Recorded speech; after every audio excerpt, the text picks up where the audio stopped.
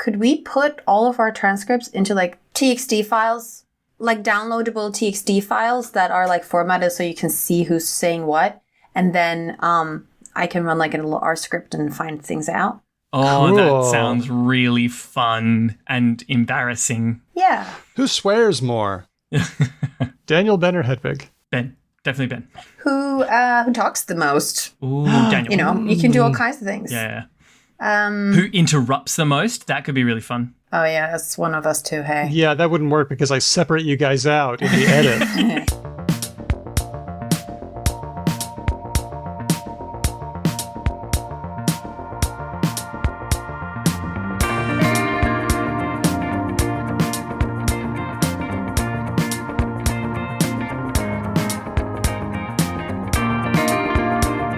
Hello and welcome to Because Language, a show about linguistics, the science of language. My name's Daniel Midgley. Let's meet the team. Let's start with Ben Ainsley. Ben, I forgot to do an intro, so this is your chance to say whatever you want to our audience. Oh, okay. Why don't I do my own intro? Oh, and let's make Hedvig do one as well. And we have to... Okay, here's the challenge, Hedvig, and I'm making it hard for both of us, so don't feel like I'm singling you out. We have to say something that is actually useful as a podcast introduction and is not either of us just giving in to our deep-seated need to be like self-deprecating. Mm-hmm. So, I'll go first. He joined the show... I was about to do it straight out of the gate. I was going to be like, he joined the show over 12 years ago, and we haven't been able to get rid of him. He's Ben Ainsley. That doesn't meet my requirements, though. I still like it. He has steadfastly... Oh, here's how I split the baby. He has steadfastly remained relatively ignorant of linguistic topics, which is a great use to us, so he can act as the audience in the trio. It's Ben Ainsley. That's pretty good. I've often thought that if I could remember everything that I've ever said, I'd be brilliant. I feel like I would mostly just be guilt-ridden or embarrassed, one of the two. And Hedvig Hurgard, it's time for your intro. Go ahead. What do you want to say? Oh, God. She has a PhD in linguistics, and that's practical when you talk about language and linguistics. Even if she doesn't know everything, she still has the membership card. It's Hedvig Hurgard. It's Hedvig Hurgard. It's Hedvig Hurgard, yeah. Let's talk about what's coming up on the show. Yeah, why don't we? We're going to be talking to Dr. Gerald Roche of La Trobe University. He's written a new book, The Politics of Language Oppression in Tibet. Oof. Just a little bit of controversy in that little in that region, in that topic. Yeah, that's right. Speakers of minority languages in Tibet are switching to Tibetan, and it's endangering smaller languages, not to mention the threat that Tibetan itself is under. And so global advocacy groups are having a really hard time facing this challenge. We're going to be talking to Dr. Roche about that. That is very cool. This is similar to what Dr. Mary Walworth calls trickle-down endangerment. She describes it in French Polynesia, where smaller languages in French Polynesia are switching to Tahitian, and people in Tahiti are switching to French. Yeah. Dang. Yeah. Okay. So lots of churn. Lots of churn going on. We're going to find out about that. Plus, we're doing news, words, and related or not. But first, we've got some information for patrons. So there's a lot going on from now on till the rest of the year. Our next episode is a Diego show. Our friend Diego Diaz is curating a show for us, bringing us news, bringing us words, bringing us related or not. It's going to be fun. He's a pretty top guy. He makes good selections, yeah. If you're in the listener level, you'll be able to hear that. Our episode after that is a live episode. It's our Words of the Week of the Year episode. It's live. We're going to have some special guests. We're inviting everybody into a big old Zoom room. We're going to have a great time talking about all the words of the year, and they're going to be featured from you because you, dear listener, are going to vote for your favorites. Even now, you can head to our socials. That's Blue Sky. That's the other places, and you'll be able to find all of our words of the week from this year, and you can just like them, and that's how you can vote for them. And we'll compile all the votes, and we'll count them down. You remember last year's? Do I remember last year's? Yes. Yes, I do. We had Cory Doctorow talking to us. We had... That's right. The word was enshittification. It was fantastic. It was really fun. Top tier word. And has only, sadly, become more relevant as the year. Yes. I'm afraid so. It's maybe we can make it the word again. No, not twice in a row.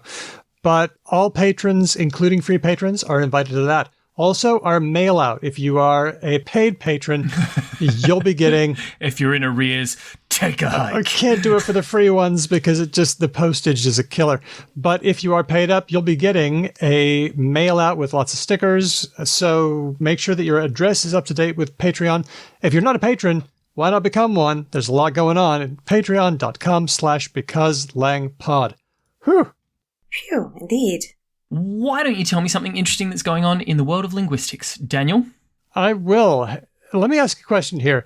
Have you ever thought about the way that we say ow, but ow is kind of a word, and in other languages, when they give a cry of pain, they don't say ow, they say something else. Oh, I think I kind of knew this, but also until you said it right then, I never really properly knew it. It's sort of a bit like the animal sounds, except then we're trying to sort of pick up a sound that they're making, whereas when we're doing interjections like ow, we're trying to form what comes out of us into a word. Does that make sense? Yeah. Now, tell me, what do people say instead of ow in a language that you know pretty well? For some reason, aya is coming to my mind from some sort of a language. Well, Spanish is ay. Yeah. Okay. Well, there we go. That's what it is. Swedish is I as well. Okay. I think a lot of them have some sort of sound. Okay. Yeah. That's interesting because you'd think that such a spontaneous exclamation would be like really spontaneous. Instead, we say ouch, and other languages conventionalize it differently. So it's a little bit like, a cry of the heart, a cri de coeur. What if... Can I put a theory forward, and maybe this is where the story is going, and if I'm stealing the lead, I apologise. Not at all. Hedvig said this is a bit like the animal sounds, like cock-a-doodle-doo versus cocorico-rico and all that kind of thing, right? Mm-hmm. But then, Hedvig, you said, but we're not really trying to mimic a sound, but maybe we are. Ooh, like right? what? And by that I mean, I don't say ow when I hurt myself. Okay. Right? And I would put it to you that not many people do unless, I don't know, maybe they see a kid hurt themselves and they go, ooh, ow, or something like that, right? When I hurt myself, like properly hurt myself enough to actually make me make a sound, it'll be like a relatively involuntary sound of some kind. Like if I stub my toe, it's like a or something like that, right? Right. Or if I like cut myself, I'll go or something, right? And so maybe these words are all an attempt to give a name to this constellation of pain sounds that humans make. Do you never say, like, you've never hurt yourself at a level lower than stubbing the toe and said, ouch, when it happened? Maybe I'm just a weirdo. Let's hurt him and find out. I don't realize I'll be right over. Take that, Ben. What do you say now, Ben? What do you say now? I don't think I do, no. Because I do, but I also, like, make funny sounds when I sneeze, but I do consciously have, like, a few milliseconds of, and then I decide to say the thing, and then afterwards, sometimes I think to myself, well, was that a cry of pain because you thought about saying the thing you said? Yeah. So that can't be very spontaneous, can it? So this is sort of what And then I get myself into like pain imposter syndrome and I'm like, did I hurt myself? Yeah. And it's like very stupid. Oh, the inner monologues of linguists are frightening places. Let's get away from pain and talk about disgust. If you see a disgusting thing, what's the vocalization you might make in English or another language you know? I know what you want me to say, which is ew.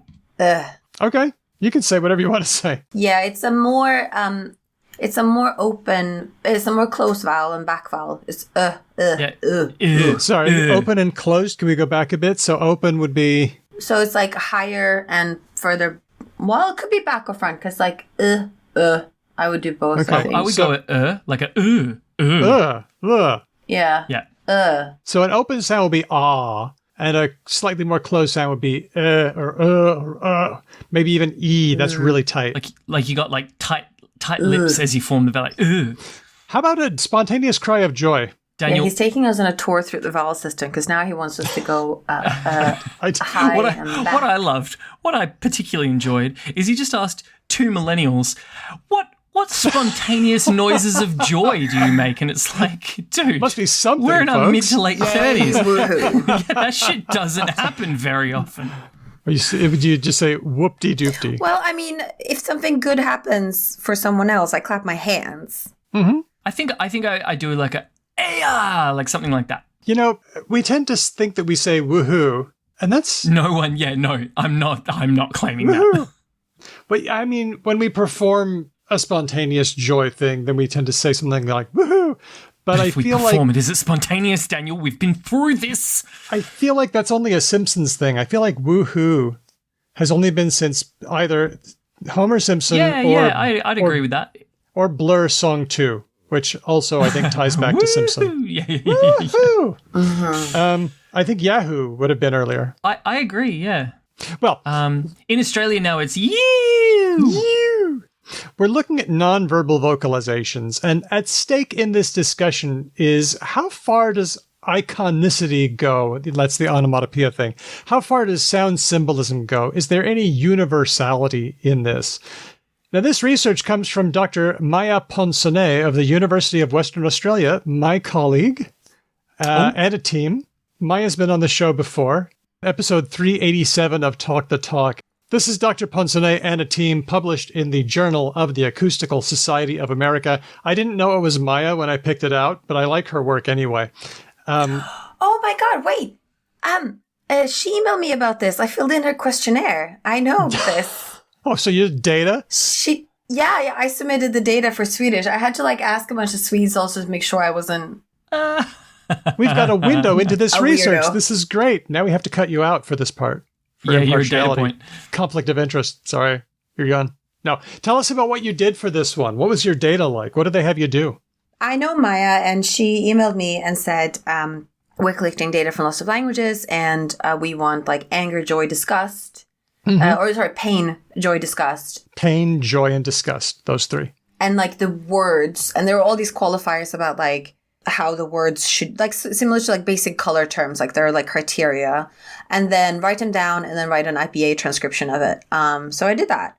Mm-hmm. But yeah, it was hard for, I think especially for disgust, I didn't have that many, different ones, I think. It's hard to find words, actual words. We've got one. We've got you, Yeah.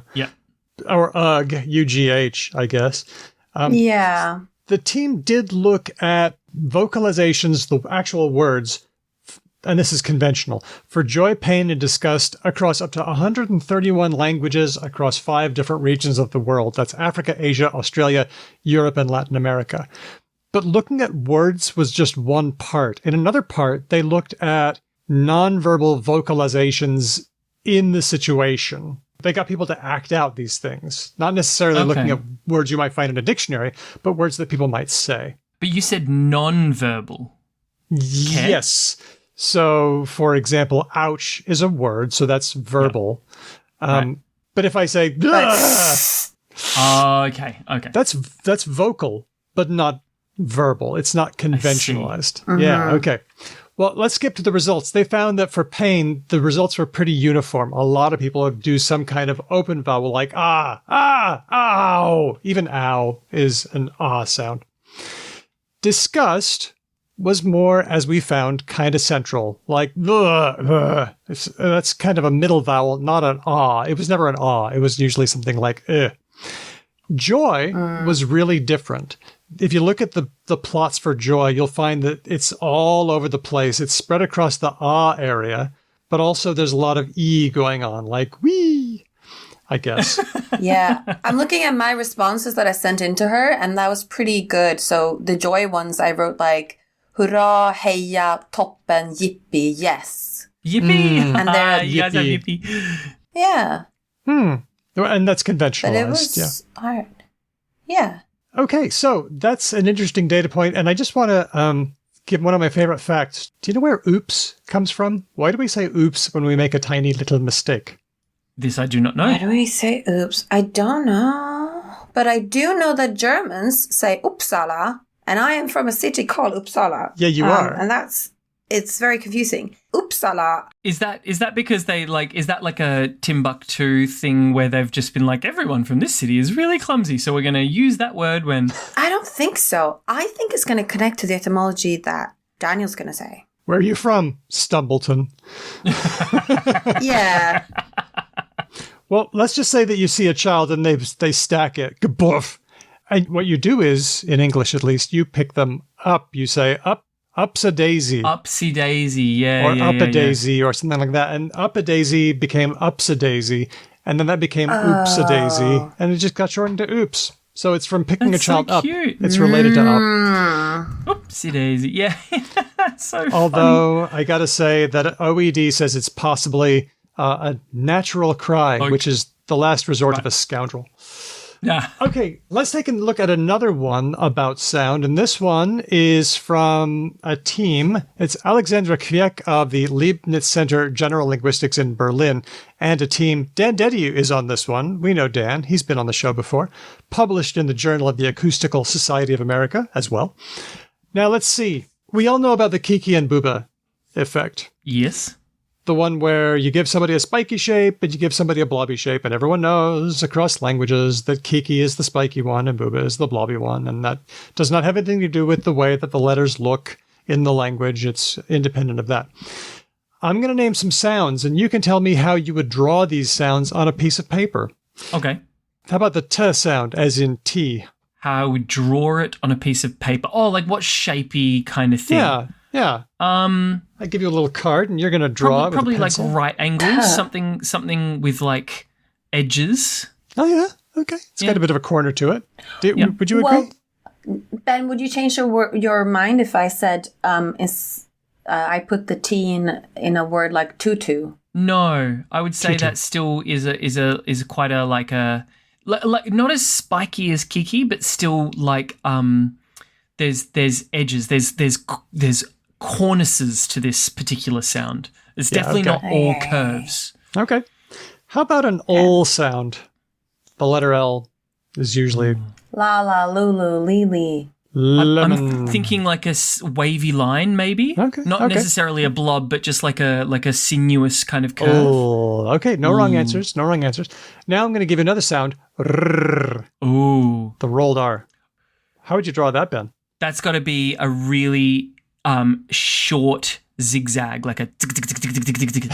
Okay, interesting. Now, it's been noticed that words for roughness, like rough and abrasive, they use the R sound, not just in English, but in lots of other languages. They'll use some kind of or r or something like that. Ooh, interesting. It's not just the trill, the r, it's other R's as well. Well, this team got about 1,000 people to participate from a wide range of languages, some from places that were kind of modern, some from places that didn't even have electricity. They were trying to account for cultural bias. And they gave them 2 cards. One was a straight line, horizontal, and the other was a jaggy rickrack, the kind that you have described, Ben. Ah! And they would give people the r sound and ask them, which one do you associate with that? And they found that people really do associate the r sound with a jaggy line almost 90% of the time. That's stronger than the Kiki Buba effect. I want listeners to know this was not a setup. I was not given any of this information beforehand. That was just 100% me sort of exemplifying the data clearly. It's a strong effect. Even Ben was able to come up with it. Even knuckle-dragging Simeon Ben Ainsley was able to arrive at the right answer. And the effect held for languages that don't even have an R and L contrast. Wow. Which was interesting. That's super cool. One weird result was that if your language has R as the main, like there are languages that have a bunch of R sounds. There's R in English and in English. We don't have a R usually. But if your language just had the R as the main R sound, then the effect was actually a little weaker. I guess that kind of tracks though, right? Because if you're using it so ubiquitously across all of your words with an R sound, then it would probably lose some of its intensity, maybe? Possibly. It would be, things are noticeable because they contrast. And if you don't have that contrast, then maybe the effect is weaker. How big of effect is there? And also, R is notoriously a sound that's like produced very differently in different contexts and in different languages. But this was like a proper alveolar trill that they got to hear every time, right? Yep, that's right. Yeah. Okay. Cool. That sounds really cool. It reminded me of when I decided I was going to start studying linguistics. My dad gave me Plato's dialogue Cratylus. Do you? I remember the Cratylus dialogue. Yeah. I am not familiar. Okay, Plato's dialogues in general is that he takes Socrates and makes Socrates say what Plato believes is true to someone who's a dum-dum, roughly. And succinctly. I'm just asking questions, says Socrates. Yeah. Anyway, I think they talk about, I was just looking up like a translation because I couldn't find it, but because they talk about R being associated with motion, I think. Oh, and that interesting. like names, because they talk about the origins of names and how all names are like tied to meaning and how our depiction. So like all sounds are as well. So if a name has an R sound in it, it's supposed to depict a noun that. But I can't find the exact quote. They take it a bit far in the Cratylus dialogue. Yeah. That does sound a little bit like two uncles at a party being like, you ever thought about how sounds all came from somewhere? I mean, Have you ever really looked at your hands? I think it's a good place to start. Yeah, I did an extended bit for my master's thesis. Please don't read my master's thesis. There's a lot of Cratylus in there, though. But I think these two studies are a really interesting look at sound symbolism and how it ties into word creation. So we'll have links to those on the show notes for this episode. That's really cool. Lastly, for our news, I noticed this really weird headline, and I'd like to read it to you. You ready? This is from space.com. Oh. Potatoes are better than human blood at making space concrete bricks, scientists say. I love this headline. I like it so much, and I like it. Why do you like it so much? Because it's just really fun. Do you like the thought of turning human blood into concrete space bricks and imagining what horrors exist? Can I guess, Hedvig? Can I try and put words to what you're about to try and say? This feels like white hat clickbait. Please explain that. Like it feels like playful, good-natured clickbait. Because obviously that title gives you no actual helpful information, but it definitely makes you want to find out what's going on. They're trying to make materials because you say you want to build something on Moon or Mars, and like you have to transport all the material. So they're doing these things with like making bacteria excrete cement and stuff like that. Yeah. That's pretty cool. Yeah, it's pretty cool. I'm in the same boat. I like this headline because it's like good-natured tomfoolery clickbait instead of like, you won't believe what this medical disaster looks like or whatever. Yeah, exactly. You won't believe what they're building space bricks out of now. Yeah. Well, the funny thing about that sentence, though, was that it took me a weirdly long time to process. Really? It did. I was looking at that and thinking, human blood, concrete space. There was enough gaps in my knowledge that I had a really hard time figuring out. If you did a quiz for me afterward and said, what's better at making concrete space bricks, potatoes or human blood, I would have to think about it, and then I would say the potatoes, but I wouldn't be sure why. Oh man, yeah, I did not. I'm worried. I did not encounter any semantic ambiguity there at all. I'm not saying there's ambiguity, but for some reason, I really had to think through that sentence because there was. I think that makes sense if you don't like. Maybe Ben and I just have a wilder imagination. You know? Yeah, we've read more speculative fiction in our lives. Yeah, you probably have too, for sure. For sure. Yeah, that makes sense. No. What I will say is this actually, for me, fires off something that I've been kind of noticing for a long time now. And this doesn't do it, but it reminds me of lots of things that do it, which is a lot of newspaper subheadings employ grammar that I find deeply baffling. So like what Daniel just described, but like way worse, right? Where it'll be like something, something, something, comma, something, something, something. And I'm just like, wait, what the fuck? How does this... I'm like, I'm not dumb. I know I'm not dumb. And I'm a reader. I read things. I'm not supposed to be bad at this. That's true. But I'm bad at this. That was what I went through. It's a thing. Mm-hmm. Oh, But usually something like ministers said to have, and it's like these like weird, because this isn't a weird grammar. No, Potatoes are better than human blood at making space bricks. X is better than Y at doing Z, yeah? Scientists say. Like the only thing that could be a little bit confusing there is like a scientist say at the end, so you kind of go, okay, it was a scientist who said. Anyway, sorry, Daniel, we got really bogged down in the title. Was there story here we needed to talk about? You must admit that it does make you pause and think about the situation that gave rise to this research. Definitely, which is why it's a good headline, right? Because I immediately was like, they're making space bricks out of both potatoes and human blood? Tell me more. And comparing the results? It sets up a very fun premise, yeah. Yes. Sure. Well, I mentioned this on Twitter. I said, this took me a long time. And you know who got in touch? Dr. Sasha Wilmoth, who I think is a friend of yours, Hedvig. Didn't you know Sasha at ANU? She is, yes. I messaged her. I actually messaged her about something else the other week, and then I saw that you had talked to her, and I was like, oh my God, I can't believe I missed Daniel. Well, she was very helpful because she came in and said, this is a really weird sentence, and here's exactly why. And she gave me like charts and graphs and a full explanation. I said, hey, come on the show and talk about this. So, hey, anytime you want to validate my perspective on how things work, you're welcome. So tell us, lay it on us then, Daniel. Why is this a bit wackadoodle? Why did it take you a while? Let's find out from linguist Sasha Wilmoth of the University of Melbourne. I wanted to ask you about a headline that took me a weirdly long time to process, but your background isn't in processing. So what do you do normally? So I work in language documentation, particularly on Australian Aboriginal languages, and I've mostly worked on Pinjara, which is a language in Central Australia. And I have done some processing research with some psycholinguist colleagues, but it's not my main area of research. Oh, so that's why you got in touch on this Twitter thread that I saw. Yeah, because I had that same experience of reading that sentence and it was so jarring. My brain was like, like every word was just took a while to process. So I was like, what is going on here? Well, that's what I liked about this. And we're going to get to the sentence, but I'm really interested in this because I love thinking about how language in some ways takes the form it does because of demands on processing. We try to make things easier on our listeners.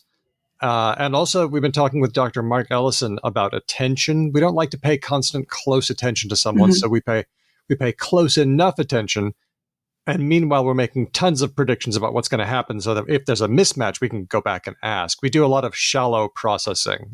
Have I got that about right? Yeah, that's exactly right. So there's the pressure on, we want to make it easier on our listener, but we also have this sometimes competing pressure to make it easy for ourselves. So we want to expend as little effort as possible, but if we just say "bleh" for everything, then that's not going to be easy for our audience. But at the same time, if we make things super, super clear and explicit for our audience, that requires a lot of effort from us. So there's these two competing pressures. It requires a lot of effort from us, but also getting things into words very precisely takes a lot of time. Like Stephen Levinson says, encoding is slow, but decoding is fast. So our listener's going to get bored. So there's that kind of pressure too. Yeah, exactly. So, and the thing about close attention that Mark was saying, although I haven't listened to that conversation yet, there's sort of this principle which people have called the uniform information density principle. So we want to keep the amount of information like fairly constant and easy on our listener. So we're not packing too much into one sentence, which is what was so weird about that headline. Okay, well, let's get to the headline then. Would you read it out for me? It's from space.com. Sure. So it is, potatoes are better than human blood for making space concrete bricks, scientists say. It's hard to even read out. I know, I'm tripping over it. And I also love how it's a completely bonkers headline, but then it ends, comma, scientists say, in a completely normal fashion. So why did this tie us up so badly, do you think? So the reason is most of the words in this sentence, even though it's like grammatically a very normal sentence, the words are very unpredictable. So it's very uncommon to start with potatoes. It is? Okay. Well, all right. It's not very common. I haven't done it for a while. Yeah, exactly. But not unheard of. But if you start a word with potatoes, then the chances of the second word being is, pretty high. Pretty good. There could be some other things there, but, pretty likely to be are. And then, better than, that's not too crazy. But then it's when we get to almost every single other word, they just are so unpredictable. We can't anticipate what's coming next. Human blood. I actually don't even know what the story is about. I don't either, and I'm not able to guess. Yeah. I prefer not knowing, I think. Yeah, I had so many questions I got lost. I mean, what is a space brick? How do you make one out of a potato? And why would you? And then blood? And then why are you comparing potatoes and human blood? Like, that's your two options? So we've talked about garden path sentences before where the syntax kind of messes you up. For example, the prime number few. What? The prime number? Oh, this wasn't prime number. This was the prime. Those in their prime. Oh, okay. Yeah. Number few, right? So prime sounded like it was going to be an adjective, but it wasn't. It was a noun, and everything went wrong there. But this isn't a garden path sentence at all. It's a straightforward sentence. It's grammatically, syntactically completely straightforward. Yeah. So it's just the semantics and the unpredictable words that are tripping us up. Okay, well, let's talk about the surprisingness then, because in the do you have a favorite name for Twitter now? I call it Twitter. Okay. I'm sticking with that. I like they can't make us shift. Exactly. I've had jerks say, "You're dead naming Twitter." It's like, fuck off. Anyway. Yeah. Twitter's not a person. We can dead name it. Yeah, exactly. So you showed a graph that has, I'm just looking at it now, and I'm going to slap this up on the show notes for this episode. But what I'm seeing here is a very bumpy graph. It's got, I guess, if it's up more, then it's the surprisingness. And every stop on this bus trip that this graph is a word. Have I got that right? Yeah, exactly, pretty much. So this is a graph of surprisal, which is basically surprisingness. And you can quantify that using information theoretic techniques. So this is like a whole field of mathematics, and linguists can apply that to language as well. So we can actually tell how what are the chances of each word occurring. And then if it's a very uncommon one that's very surprising, we say that that has more information content in that word. Okay, so we're not measuring any kind of physiological response in me for this bumpy chart. No. We're looking at how likely a word is to occur at all, and then maybe also in context? Yeah, so this is about how likely a word is to occur based on the word that came before it. Okay. And so this is based on corpus data, so huge amounts of text in English, and then language models can sort of quantify what are the chances of each word following another word. Okay. So on the chart, it starts out really high. You said that it splits up potatoes. It made potato the first token and the second token? Yeah, I'm not sure why that was. I think that's just some weird quirk of the algorithm or the data that they're using. Okay. So potato, as you say, was the most surprising word. It's way up there on the chart. Yes. And that's a weird way to start a sentence. So, okay, that's the surprisingness. Then it goes way down for are better than. Yep. So you can see better is the first little spike up, and then it goes way down because then is almost redundant. Better than. Well, not quite. Yeah. It's. I hear better than all the time. Exactly. Yeah. Then I get a slightly more surprising, now it goes up for human blood. Yeah. I guess human blood is just very vivid. It's something that you weren't expecting that, especially in the context of potatoes. Yeah, exactly. Okay. And then 4 goes down again. Goes down and then up for making, just not that surprising. A little bit. A little bit. And then space concrete bricks. There it goes. Yeah. So that's like 3 highly surprising words in a row. You cannot predict what's coming next after each of those. Scientists say. And then you see that scientists say is way down again because that's a totally normal thing. And then the last one is the end. So actually I think the comma counts as its own token in the way that it's... Comma as a token, naturally. Yeah. Okay. Okay, well, I think we've explained the surprisingness. This is it takes a lot of weird twists and turns, and that's all in the semantics. You mentioned that this was an entropic sentence. What does that mean? Yeah, so I maybe should have been a bit more precise and said that the sentence overall has a high information content or high surprisal overall, but I could say like at each point there's a high conditional entropy. So entropy sort of meaning uncertainty. Okay. So at each point we sort of don't know what's coming next. And overall, it's very surprising. So the more surprising it is, the higher the entropy. Is that right? So surprisal is a measure of the information in a single event. Yep. And entropy is a measure of the uncertainty across a distribution of events. Is that like how easy it would be for me to replace a word if it went missing? Does that have anything to do with entropy? This is something I understand very poorly. What do you mean if a word went missing? If there was some noise or a car horn went off and I couldn't hear a word that you said, how likely would I be? Like I could, if somebody honked the horn at than in better than, I could get that back. Get that back. But if it was concrete, I'd miss it. I would. Yeah. So does that have anything to do with the entropy? Yeah, it absolutely does. That's a great thing to maybe explain. So this comes from a sort of model of communication that Claude Shannon came up with in the 1940s when he was working on cryptography during the war effort. And so he was interested in how do you compress information as much as possible.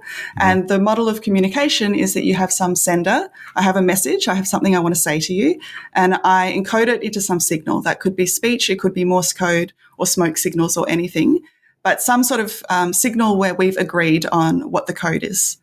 And then you as the receiver have to decode it, and it crosses that signal might be through a noisy channel. So there might be a car driving past or honking or something like that. And then you have to be able to decode it and narrow down the message to my one intended message. The reason that we have lots of redundancy in human language is sort of because we're always in a noisy channel. There might be something else interfering with the message, as well as the processing costs. We can't be constantly as efficient as possible. Okay. Yeah. I want to talk about some other work that we've talked about. We did an episode years ago on semantic illusions. This was work from Professor Harmut Lethold at the University of Glasgow and a team. This is back in 2012. They were looking at processing of sentences like this. Should it be legal for a man to marry his widow's sister? What do you think, Sasha? Should it be legal for a man to marry his widow's sister? He's dead.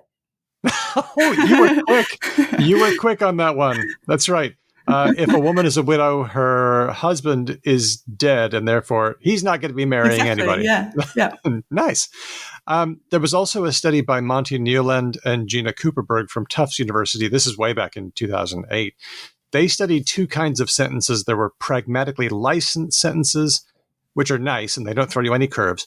And then there are pragmatically unlicensed sentences. So a licensed sentence would be, in moderation, drinking red wine isn't bad for your health. Mm-hmm. That's pretty straightforward. Yep. Now here's an unlicensed one. Vitamins and proteins aren't very bad for your health, which makes you stop and think for a second, more than the previous sentence. I just feel like the space concrete bricks sentence is just super pragmatically unlicensed. Yeah, that's true. And I guess it comes from the genre of a headline, right? Compared to normal discourse. Where things are left out. Exactly. Because different words are used. Yeah, if you're thinking of compressing information, a headline is actually just a compressed form of a story. So the format is also playing a role. Yeah, I think that's also what's going on. So it's trying to cut out all the unnecessary and redundant information and just get down to what's the core, most informative things that we can pack into a short sentence for a headline. Whereas if you were discussing that in a conversation, you'd pad it out across multiple sentences and introduce each idea to give your audience some time to process what's going on. Okay. So this took us a long time because the words in the sentence are surprising. It's pragmatically unlicensed, which makes it difficult to parse. And then it's also in the format of a headline where things are left out, and that causes a bit of hang up as well. Yeah, I would say that's a good summary. Fantastic. Well, Sasha, I'm really grateful that you came up on Twitter and responded that way, because now I feel like I understand a bit more about language processing and time. Great. I'm happy to help. Thanks. Sasha Wilmoth at the University of Melbourne. How can people find out what you're doing? Do you want people to find you? So I am on Twitter, and then I also have a website where I post publications and stuff. So on Twitter, I'm just my name, Sasha Wilmoth, and my website is just sashawilmoth.com. And I'm on Google Scholar and all the usual sites as well. We will have links up on the show notes for this episode. Sasha, thanks so much for hanging out with me and explaining stuff. Thanks so much, Daniel. Great to chat. And now it's time for Related or Not. This time, our Related or Not theme is from Camden. Camden? The place? No, it's a guy. Camden sent us this via SpeakPipe, which everyone should do. Let's listen. Hello. This is Camden Parks contacting you from rural Illinois in the United States. I've been thinking about your Related or Not jingle, and it's hard to get that believe it or not tune out of head. So I thought, let's think of something that's radically different. And for some reason, I thought Jethro Tull's Aqualung. Unfortunately, I don't know how to do musical accompaniments, so you're just going to have to deal with my voice. Don't worry, Camden, I got your back. I found a guitar track and I laid it over your singing, so let's hear that. Do these woods share a root? Oh. Or are they merely false friends?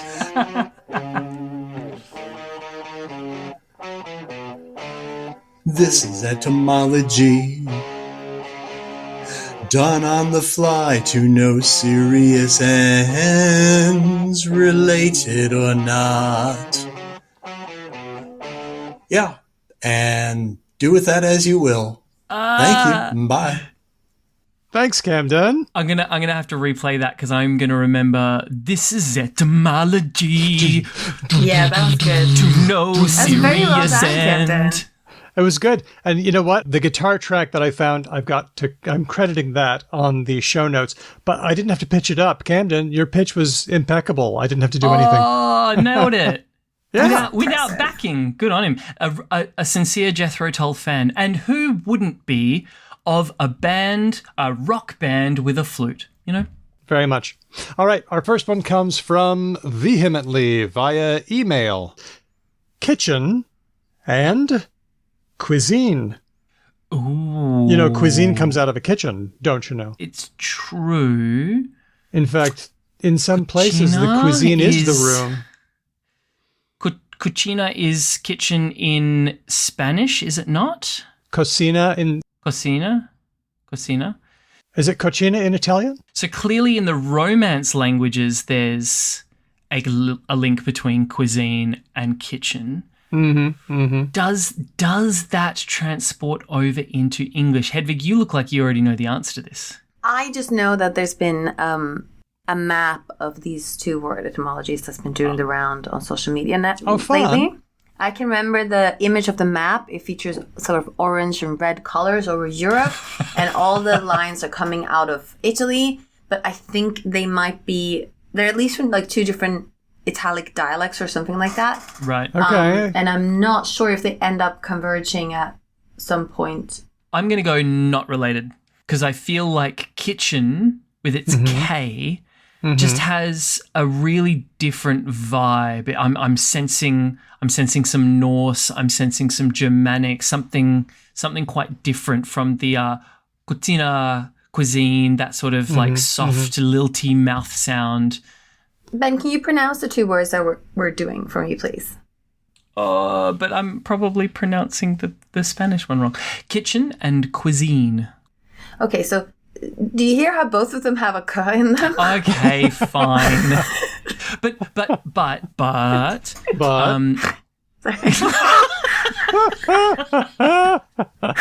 wow, my stupidity got a snort out of Hedvig.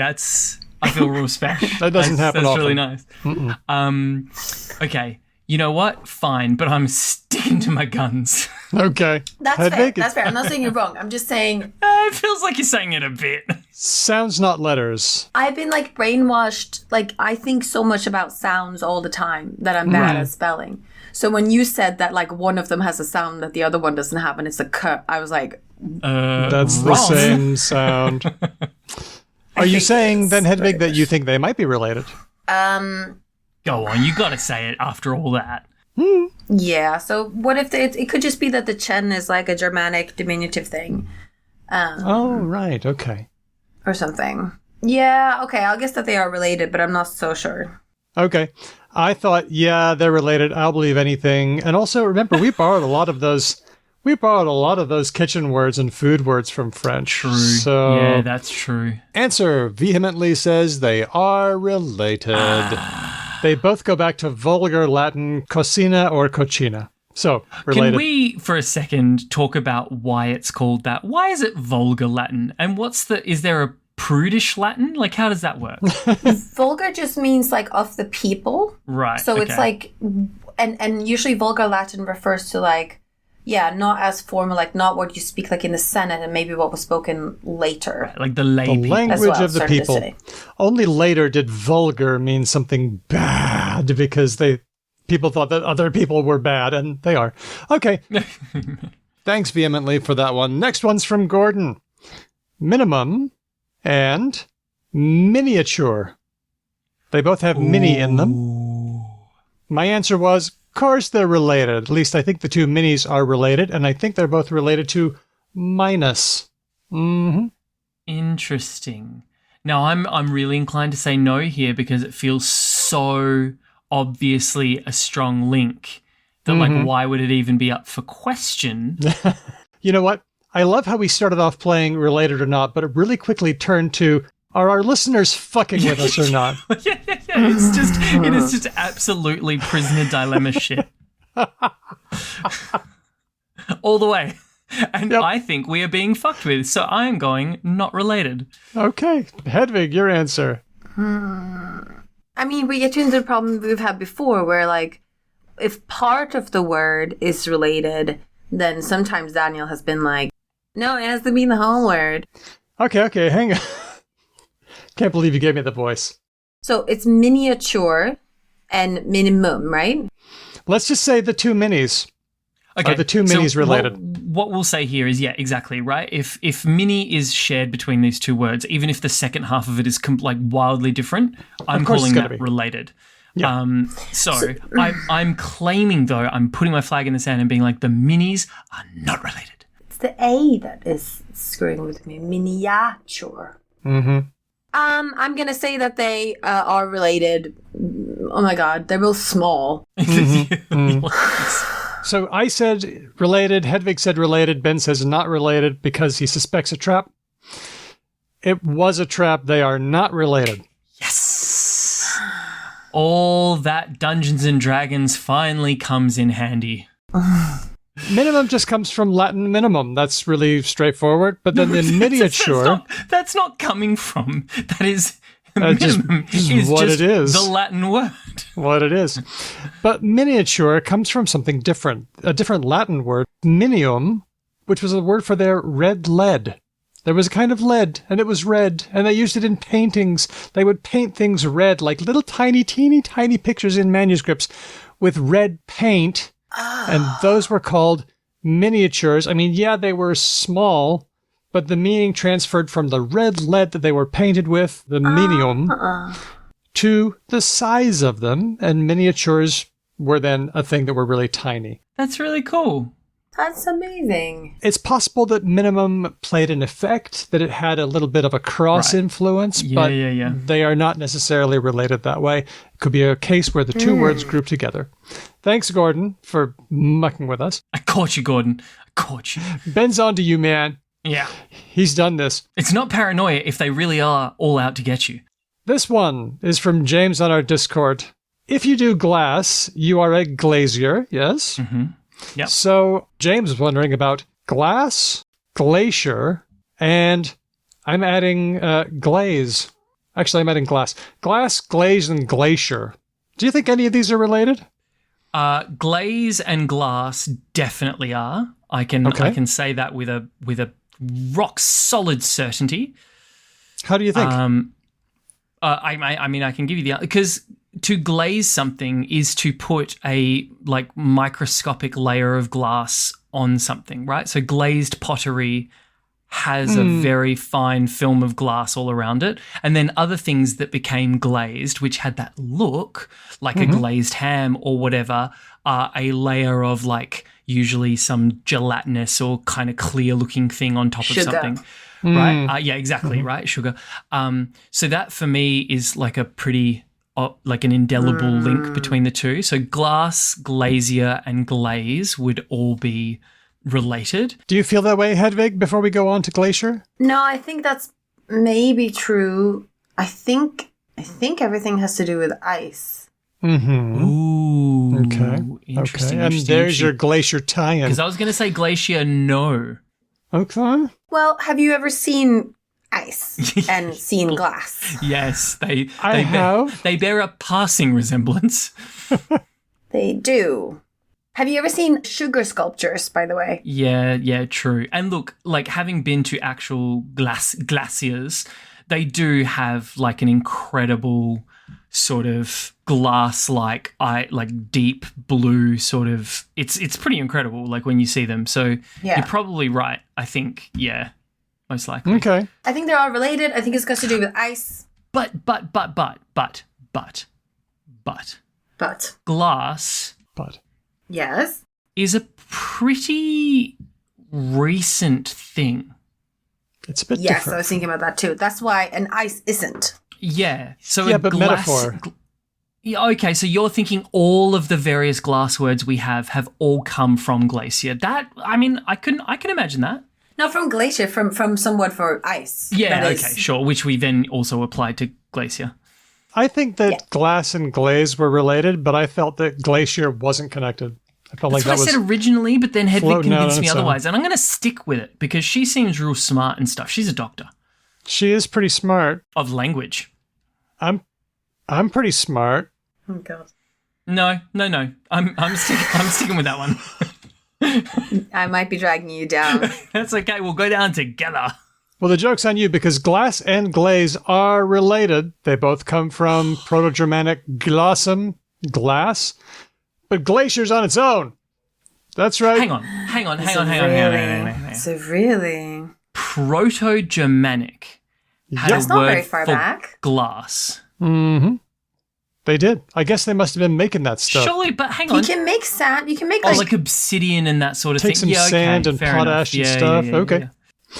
Well, so it seems that glacier comes from Old French glace, which meant ice, from a different Latin word glaciae, which means ice. And if we're really going Proto-Indo-European, although Douglas Harper of Edam Online told us not to, Yeah, he was just like, boo. if we go back there, glass and glaze are both from a Proto-Indo-European root gel, something like to shine, whereas glacier and French glace, meaning ice, is from a totally different Proto-Indo-European root gel, meaning something cold or to freeze. So, glacier seems to be on its own. Oh. Hedvig, sorry. we went down together on that one, but are you sort of feeling like clearly in this like ancient linguistic tree, this shit is clearly all related? Well, I mean, I do agree with Doug that like, you know, the further back you go, The more ridiculous muddier it it becomes. gets. Yeah. Or in this case, the glacier it becomes. Through a glass darkly. by the way historical linguistics comparative method works, certain things like you get like almost like a reduction in number of sounds the further back you go. Yeah.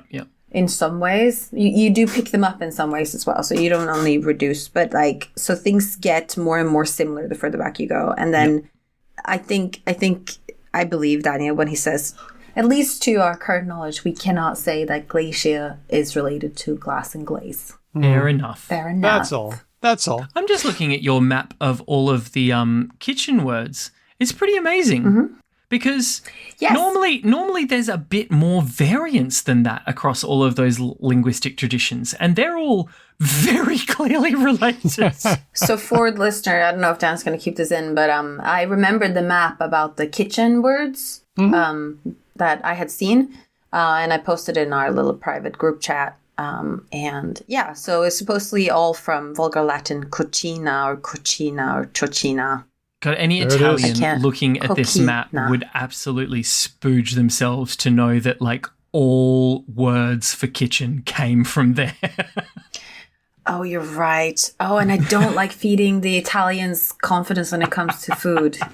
They would just be like, "Yes, of course. This makes much sense." Speaking of spooge, we are seeing people talking about glazing someone, right? As a way of praising no, someone. Daniel. That's the etymology for that one. Nice, huh? Daniel.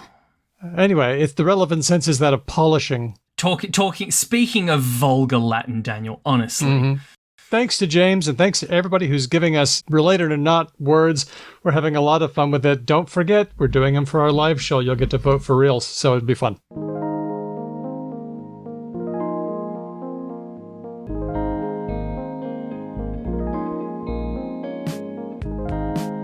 I'm here with Dr. Gerald Roche from La Trobe University. He's the author of a new book, The Politics of Language Oppression in Tibet. Gerald, thanks for coming on and having a chat. Yeah, thanks very much. Really lovely to be here. Wow, what an issue, what a topic. You've really tackled a pretty big thing here with some pretty big implications for the world. Yeah, I wanted to tackle a topic that I think is extremely important, the global crisis of linguistic diversity. And it's a big topic to take on, so we'll see. I don't know how it's gone. Let's find out, I suppose. I guess so. Maybe just as a quick beginner, if there's anybody who's not convinced that language diversity is a good thing or that language endangerment is kind of terrible, what's the case for keeping minority languages around? So the case that I make for keeping minority languages around is that you have to go through an awful process, which is both politically oppressive and harmful, to get rid of those languages. And so, I come to these issues as an anthropologist. I call myself a political anthropologist.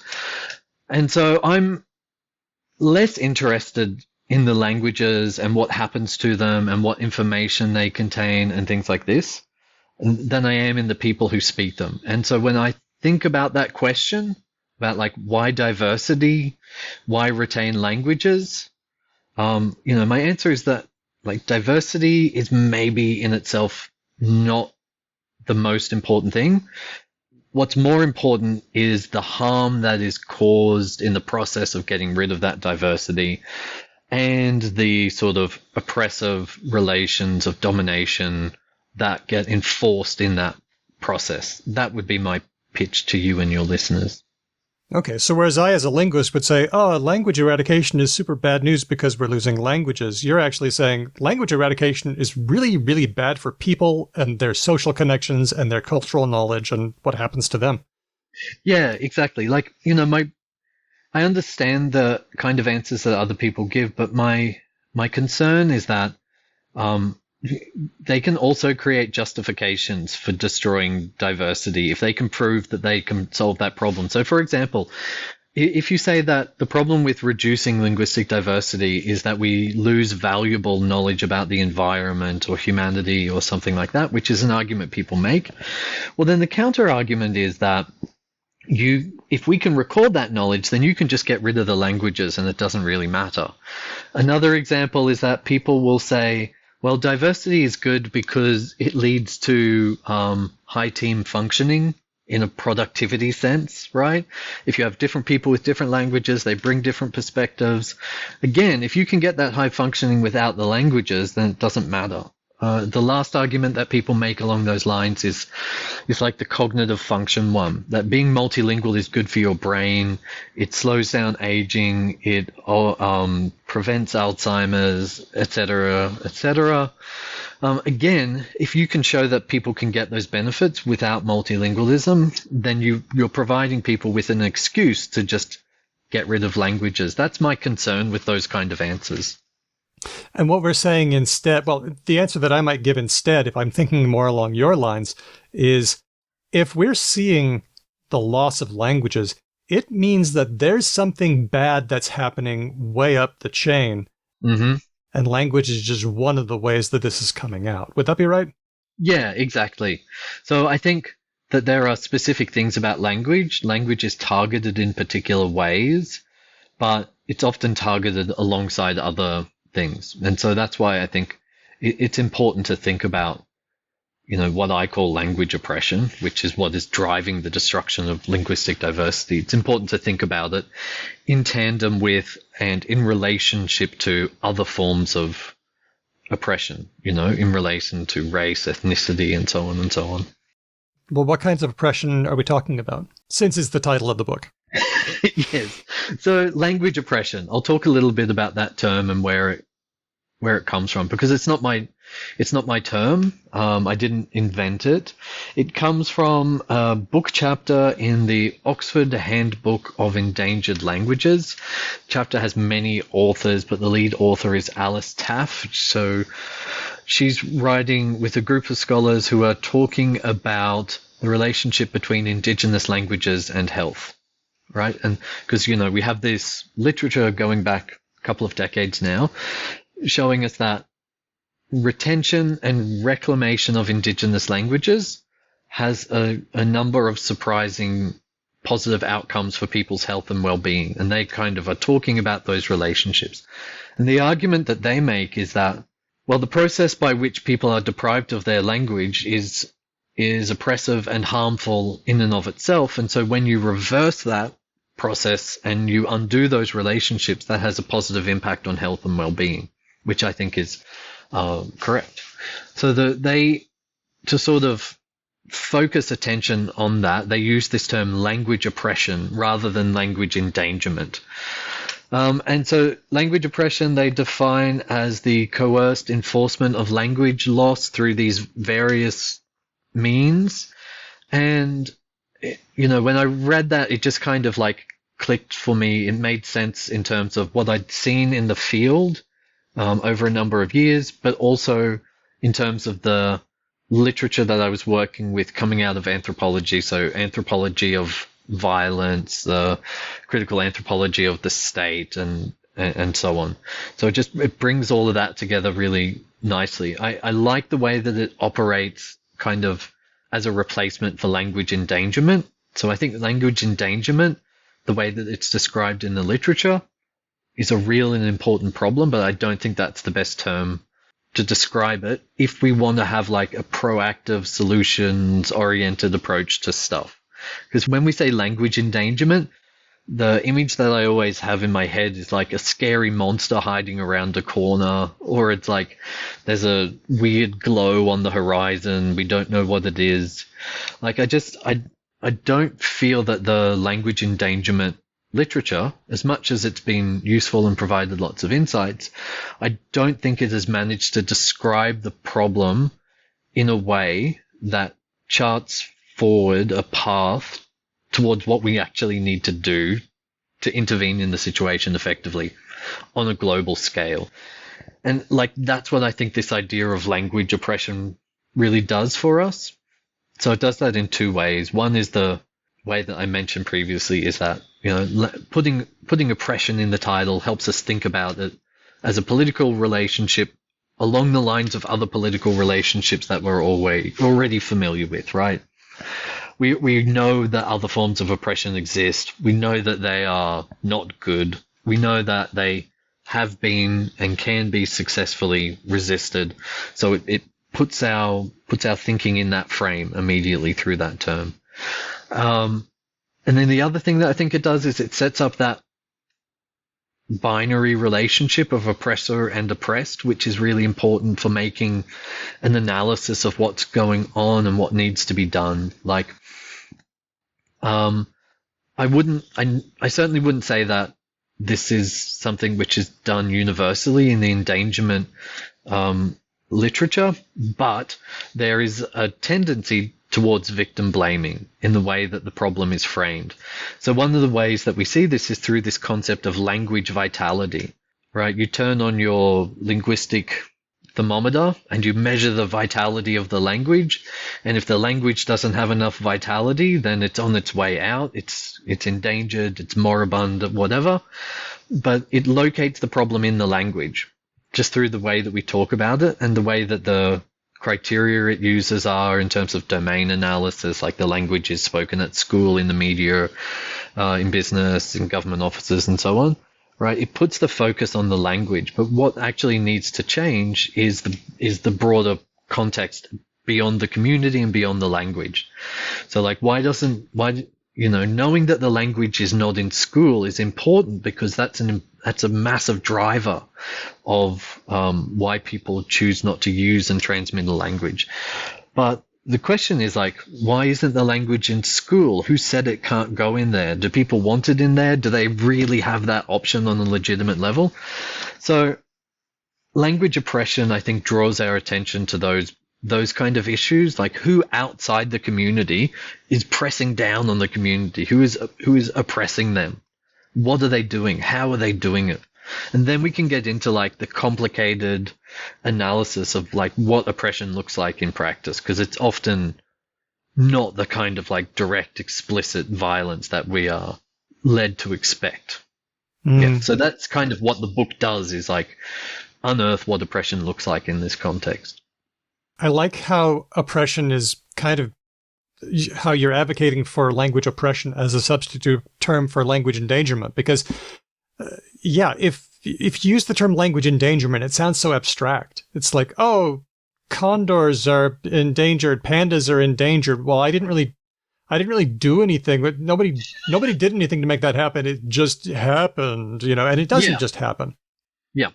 And like the kind of the irony is that the conservation movement and the climate movement have gone in a much more political direction now. So they, you have climate justice movement and things like this.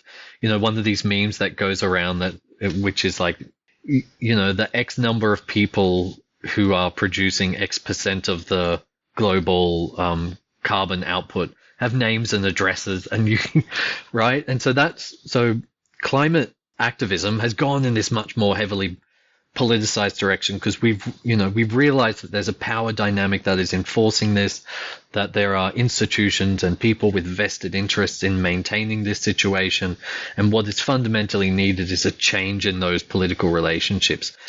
The endangered language movement started off aligning itself with environmental movements, sort of as a way to gain traction, be more visible, to sort of jumpstart the thinking in terms of borrowing some of the tools.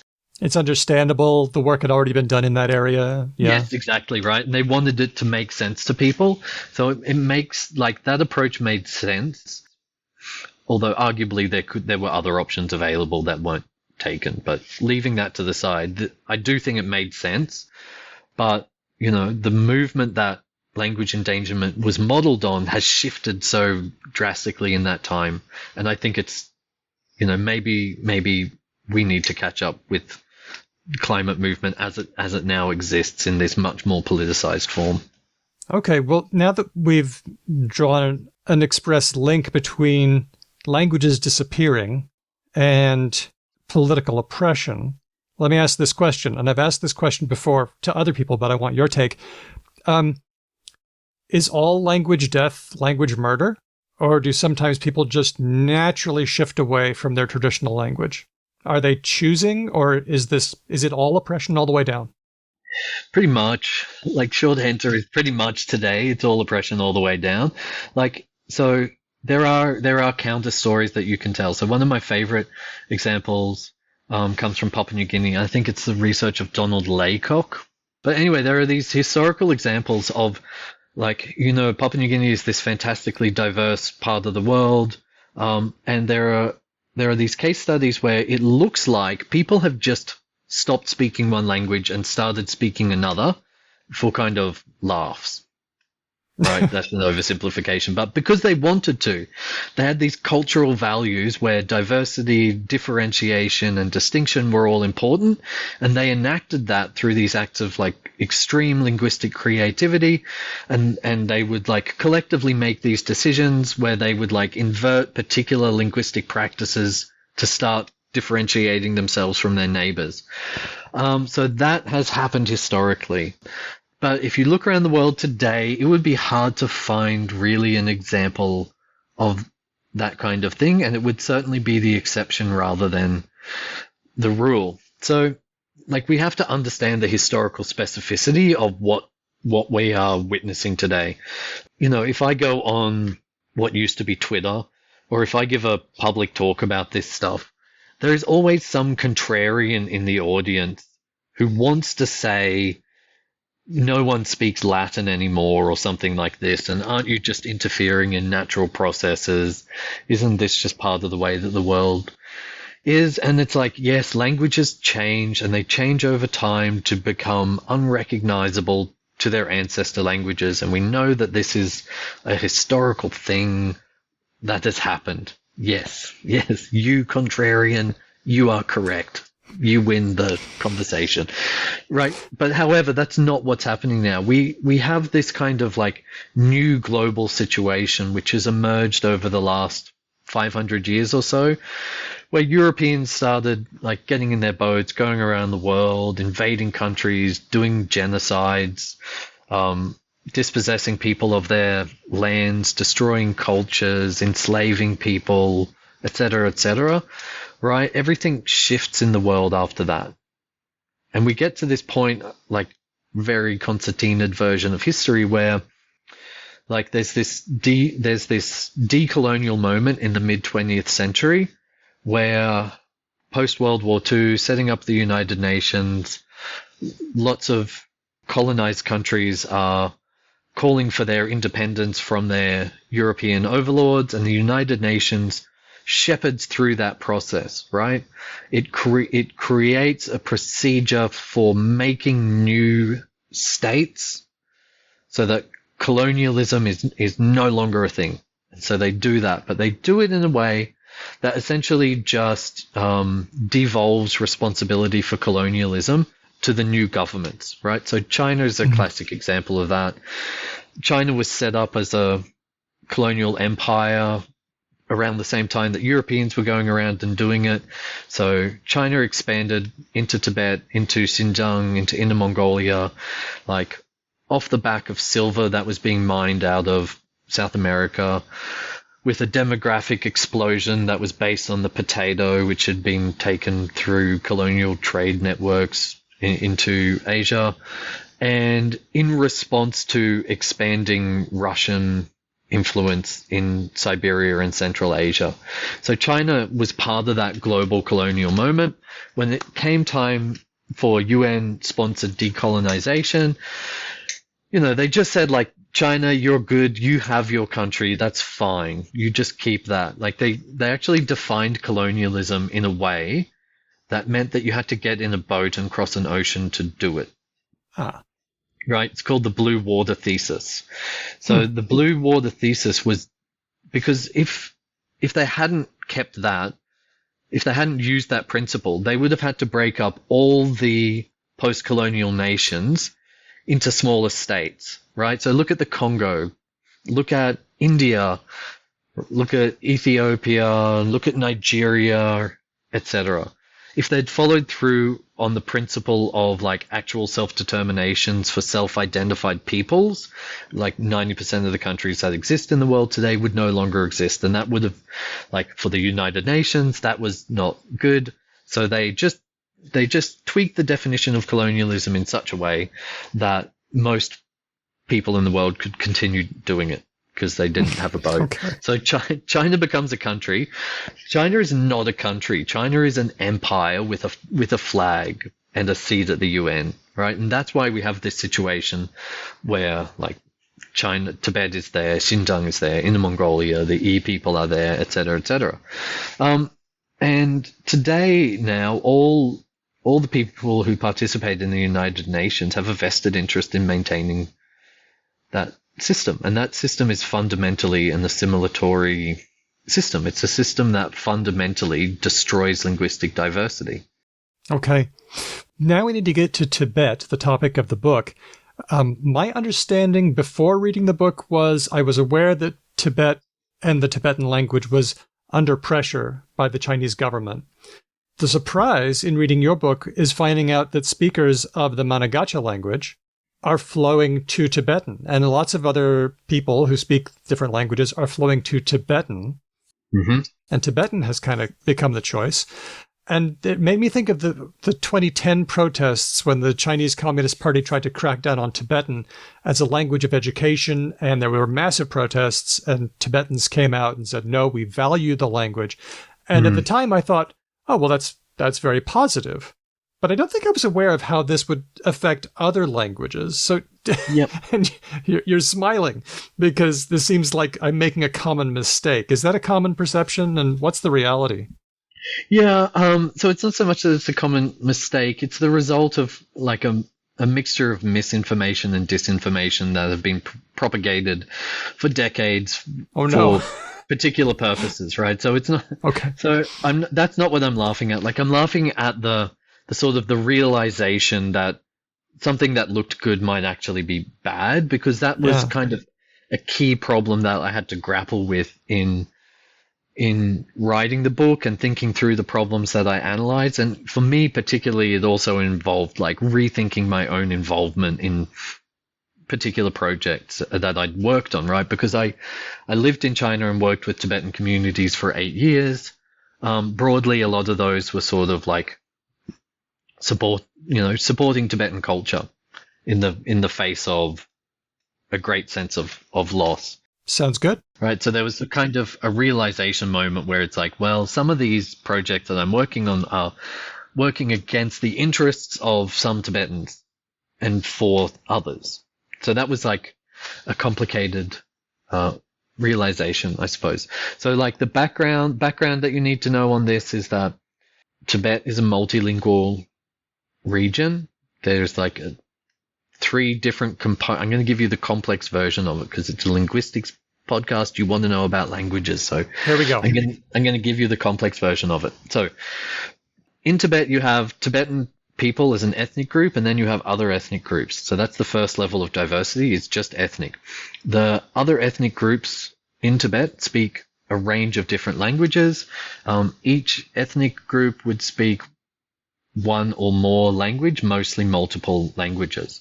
So you have Monpa, Lopa, Mongolian, Nasi, Mongol peoples across Tibet. So you can't just think of Tibet as only home to Tibetan people. That's step 1 of the level of diversity. The second level is the Tibetan language itself. So in media and a lot of non-linguistics scholarly publications, you will just see people talk about the Tibetan language. It is a language family, Tibetic languages. It's a cluster of closely related languages. The number is up for debate. All of those languages have some historical relationship with the written Tibetan language, which is apparent to and acknowledged by the speakers of those languages, but they are essentially, for the most part, mutually unintelligible languages. So, for example, if you take the difference between Lhasa Tibetan spoken in like the Tibet Autonomous Region, and Amdo Tibetan, which is the Tibetan that I studied and is spoken up on the northern Tibetan plateau in what is today Qinghai Province, Gansu Province, bits of Sichuan Province. Between those two languages, like, they are not mutually intelligible. There are vast differences between them. Lhasa has a tonal system, Amdo doesn't. Lhasa has a system of honorifics that is extremely extensive. Amdo has a system of imperatives. Like, they do have some honorifics, but you don't use it. You're much more likely to use these imperative formulations. I had a friend who went from Amdo to live in Lhasa, and I asked them how they were going with their Lhasa Tibetan. They were like, it's just so hard here. They use honorifics for everything. They even call their dogs by honorifics, and I just can't bring myself to do it. Okay. And now I have a question here. Then in that case, when we say that speakers of minority languages are shifting to Tibetan, which Tibetan are we talking about in general? Depends. It depends on where they are. Right, so they are typically shifting to the local spoken variety of Tibetan. Would they be mutually intelligible with other versions of the spoken Tibetan that other people are shifting to? Yes, a bit, but depends. Okay. Yep. So I'll get to the third level, and then I'll yes, please help to explain my answer to that. So the third, so you've got like non-Tibetan languages by non-Tibetan people. You've got Tibetic languages spoken by Tibetan people. Yep. And then you have a bunch of other languages which are non-Tibetic languages spoken by Tibetan people. Right? So what that means is that these languages are kind of in other language clusters, other language families. but they have no historical relationship with the written Tibetan language, but their speakers identify as Tibetan.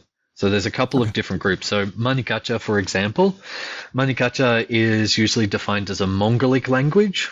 So the speakers so that language migrated around the time of Genghis Khan's empire down to that area, and it's become like it's one of these garrison contact languages where it's Mongolic, but it's heavily influenced by the local Tibetan language. So even the name Manegacha, Mani is Mongolic, Gacha is Tibetan, and it means our language. So neat. So you have Mongolic languages, you have Sinitic languages there as well. You have these interesting languages that people call mixed languages, and then people argue about whether mixed languages are a thing or not, etc. And then there's another group of languages, the Jarongic languages, which are a Tibeto-Burman group of languages, but they are not Tibetic, if that helps your listeners at all. And so they're very different languages. They don't sound like Tibetan in any way. They're not like between Tibetic languages. People can, with effort over time, make themselves understood, and that's specifically because of the way that the spelling works. So if people speak two different languages, two Tibetic languages, but they both know written Tibetan, they can spell out stuff in a way that they will each understand, because the writing, when we spell a word in English, it's like C-A-T, cat. Right? In Tibetan, it's a syllabary, and you would spell the word out something to the effect of like C plus A is ka plus T is cat, and so you would you build up the word in this much more structured, systematic, piece by piece way, rather than just stringing it out and then saying the word. So people can follow through and be like, oh, I would say that like that, no. And so you have these ethnographic literature of people describing these interactions between people where they can't speak to each other, but they can spell to each other. So, wow. So, but for non-Tibetic languages, they can't do that. Like someone speaking one of these Jarongic languages, they can't spell out what they want to say to someone who knows written Tibetan, because there's no connection between the languages whatsoever. So that's the layers of linguistic diversity. I'm not going to do this, but then you need to overlay the local cultural understandings of language on top of that as an anthropologist. And that's what I do in the book. What do people mean when they say language? What are the local words for that? How do they think about that? How do they consider this issue of linguistic difference and language families and things like that? So if anyone is still awake after hearing that, the point to take away from it is that Tibet is linguistically diverse. The group that I work with is those minority languages spoken by Tibetans. A broader look at those languages, they're spoken by at least 250,000 people, which is about 4% of the total Tibetan population. There's probably somewhere around 30 of those languages, probably somewhere around 30. All of those languages are fairly small localized languages. They're very landed languages, if you know what I mean. Manegacha is spoken in 4 villages in one valley on the northeast Tibetan plateau when it's spoken by Tibetans. And most of the languages are spoken like that. It's a couple of villages, one valley, a little network of communities around a mountain or something like that. Okay. So our discussion here is going to focus on Tibetan, but it's also going to focus on Manegacha, because these are the two that you have expertise in, that you describe them in the book a lot.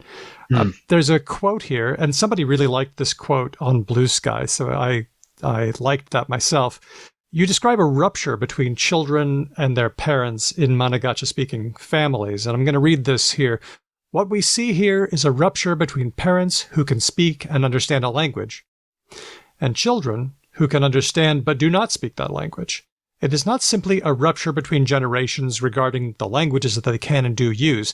It is also a rupture in the identities these generations feel and express, the communities they belong to, the economic and social opportunities they have access to, and their perceptions of the world. Could you tell me a little bit more about the nature of this rupture? What's going on?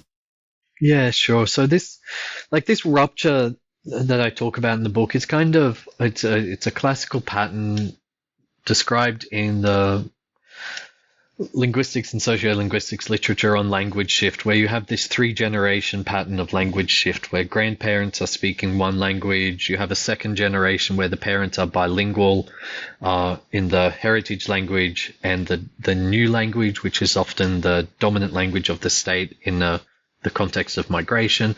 And then the third generation of children that grow up, they no longer have access to that heritage language except perhaps passively.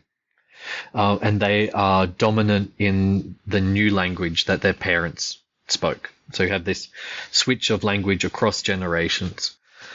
And so there's all sorts of things that happen in that pattern, and there's all sorts of things that happen when that intergenerational pattern results from oppression specifically as well. So just to give a kind of somewhat extreme version of that I learned about from a colleague in Singapore.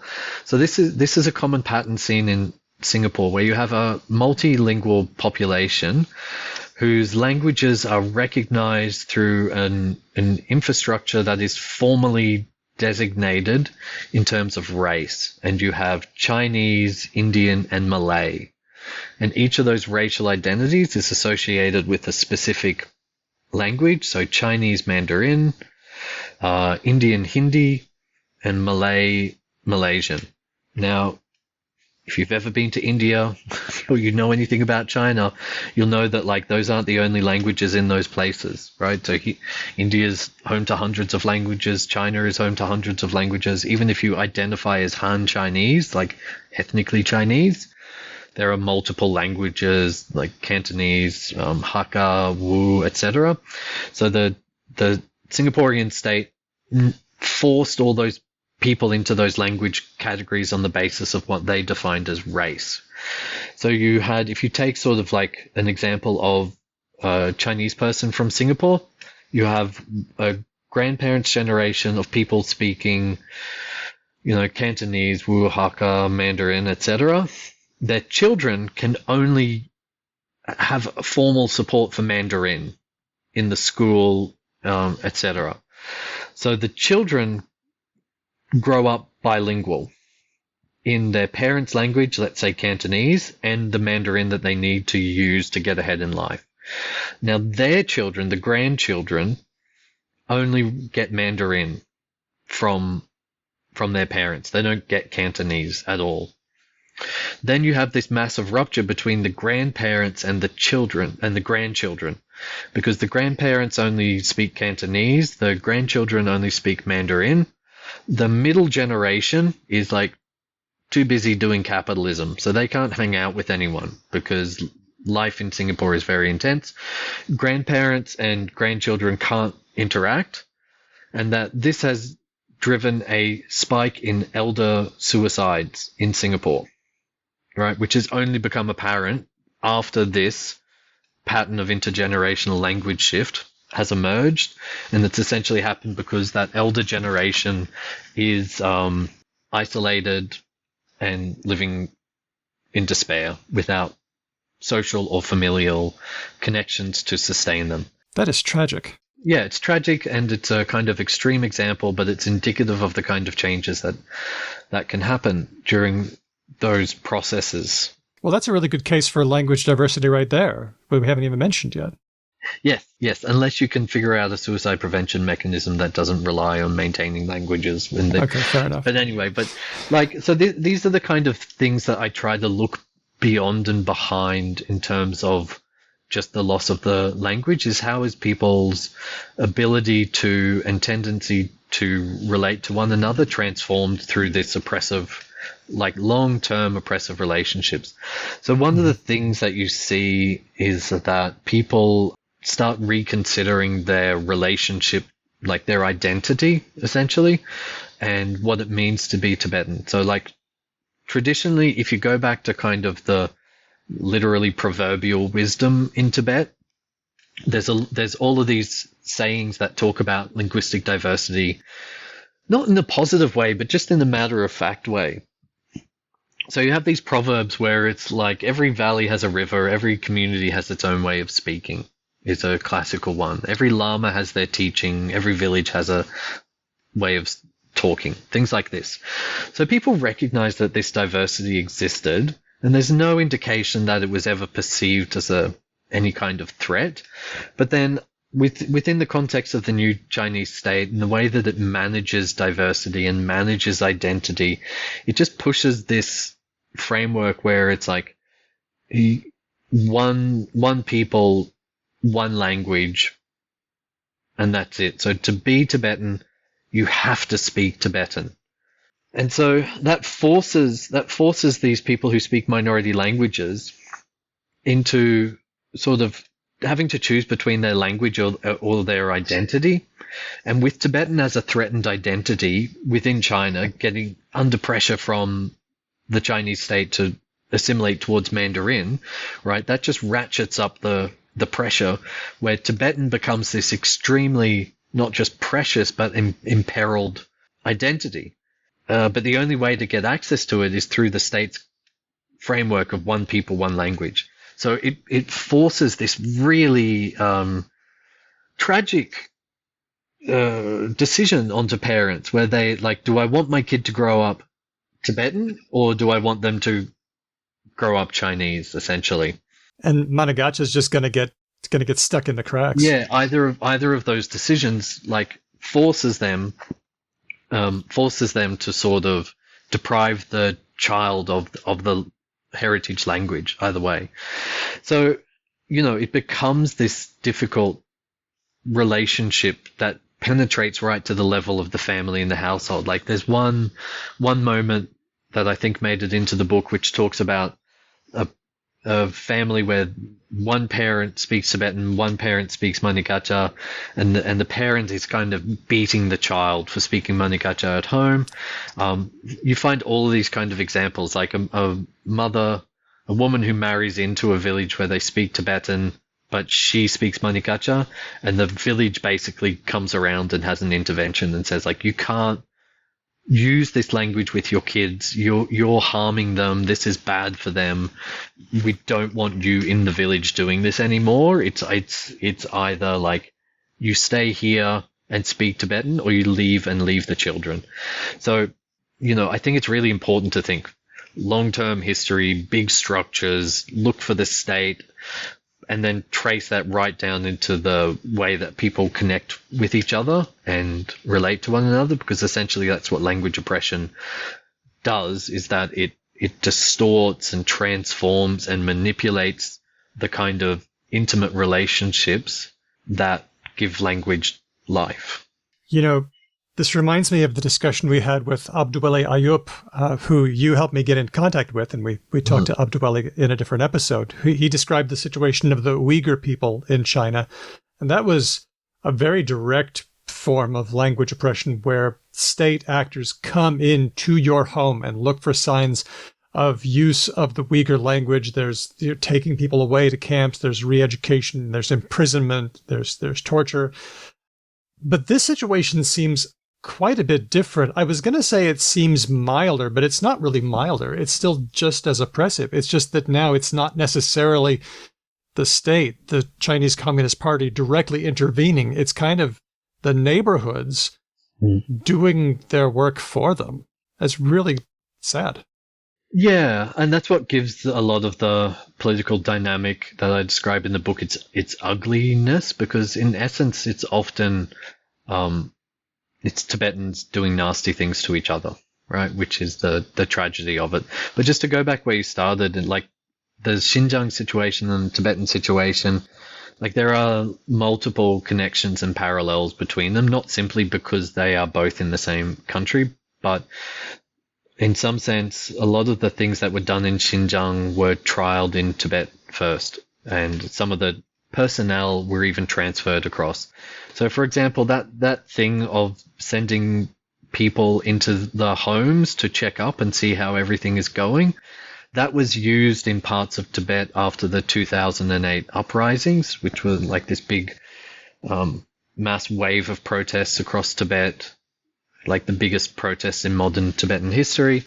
And the way that some of the local governments responded was basically sending people into families to talk to them once a week, or just randomly pop in and, how's everything going? Have you heard anything weird? Do you know anyone who might have a picture of the Dalai Lama in their home? You don't have one, do you? And things like this. So, that kind of invasive, like, home level surveillance was implemented in Tibetan regions prior to it being implemented in Xinjiang.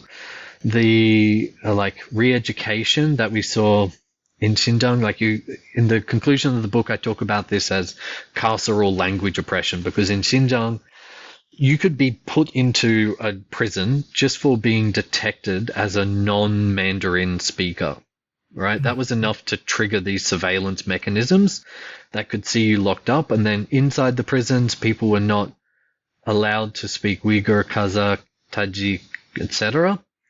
And they were basically only considered for parole on the basis of an informal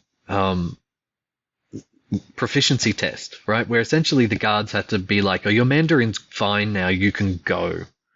And these kind of systems were used in Tibet after 2008 as well, where they were even in Rebgong, where I was doing this research, we'd drive down the highway connecting the city of Xining, where I lived, to Rebgong, and you pass a school and it'd be like, oh, that's where they locked up the monks after 2008 to re-educate them. Everyone knows, everyone sees that. It's just a part of their daily life. And then the other thing is the surveillance systems that they implemented in Xinjiang were what they called grid policing, was this specific style of checkpoints and little miniature police stations all around the city, so that wherever you went, it was tightly controlled.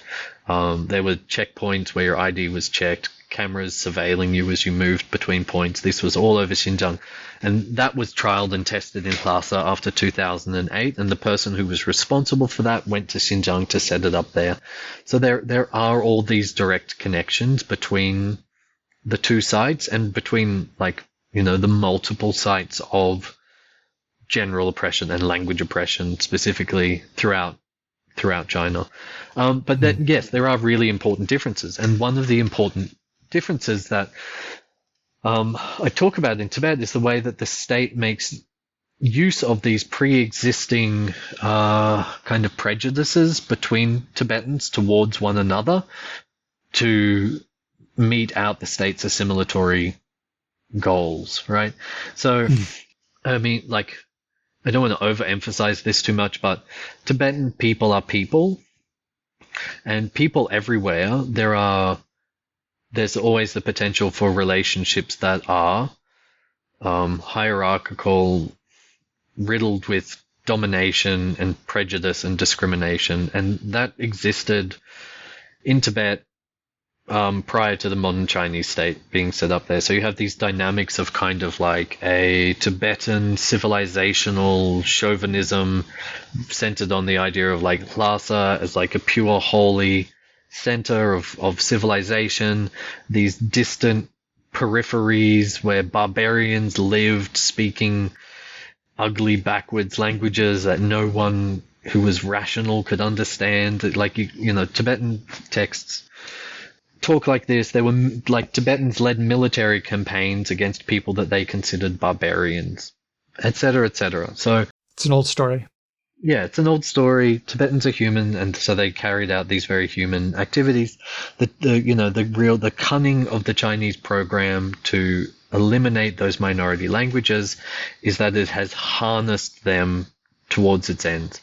And so how that primarily works is that, in Rebgong, for example, you have this relationships between Manegacha speakers and other Tibetans, which are just discriminatory. Tibetan-speaking Tibetans will describe Manegacha language as being they will compare it to animal sounds or other noises. So they deprive it of its human quality, it's just sound, it's not communication. They will peddle offensive stereotypes about Manegacha speakers that treat them as like subhuman, semi-animals, uncivilized, etc. Manegacha speakers are subjected to sort of on a day-to-day basis in their interactions with Tibetan people to sort of like just jokes about them like not speaking correctly, not being really Tibetans, etc., not being really human. Levels up to sort of physical violence, people beating each other, and so on. There was one instance where I record an example of like real hate speech that circulated on Chinese social media app during like just before I got there one year, and everyone was talking about it.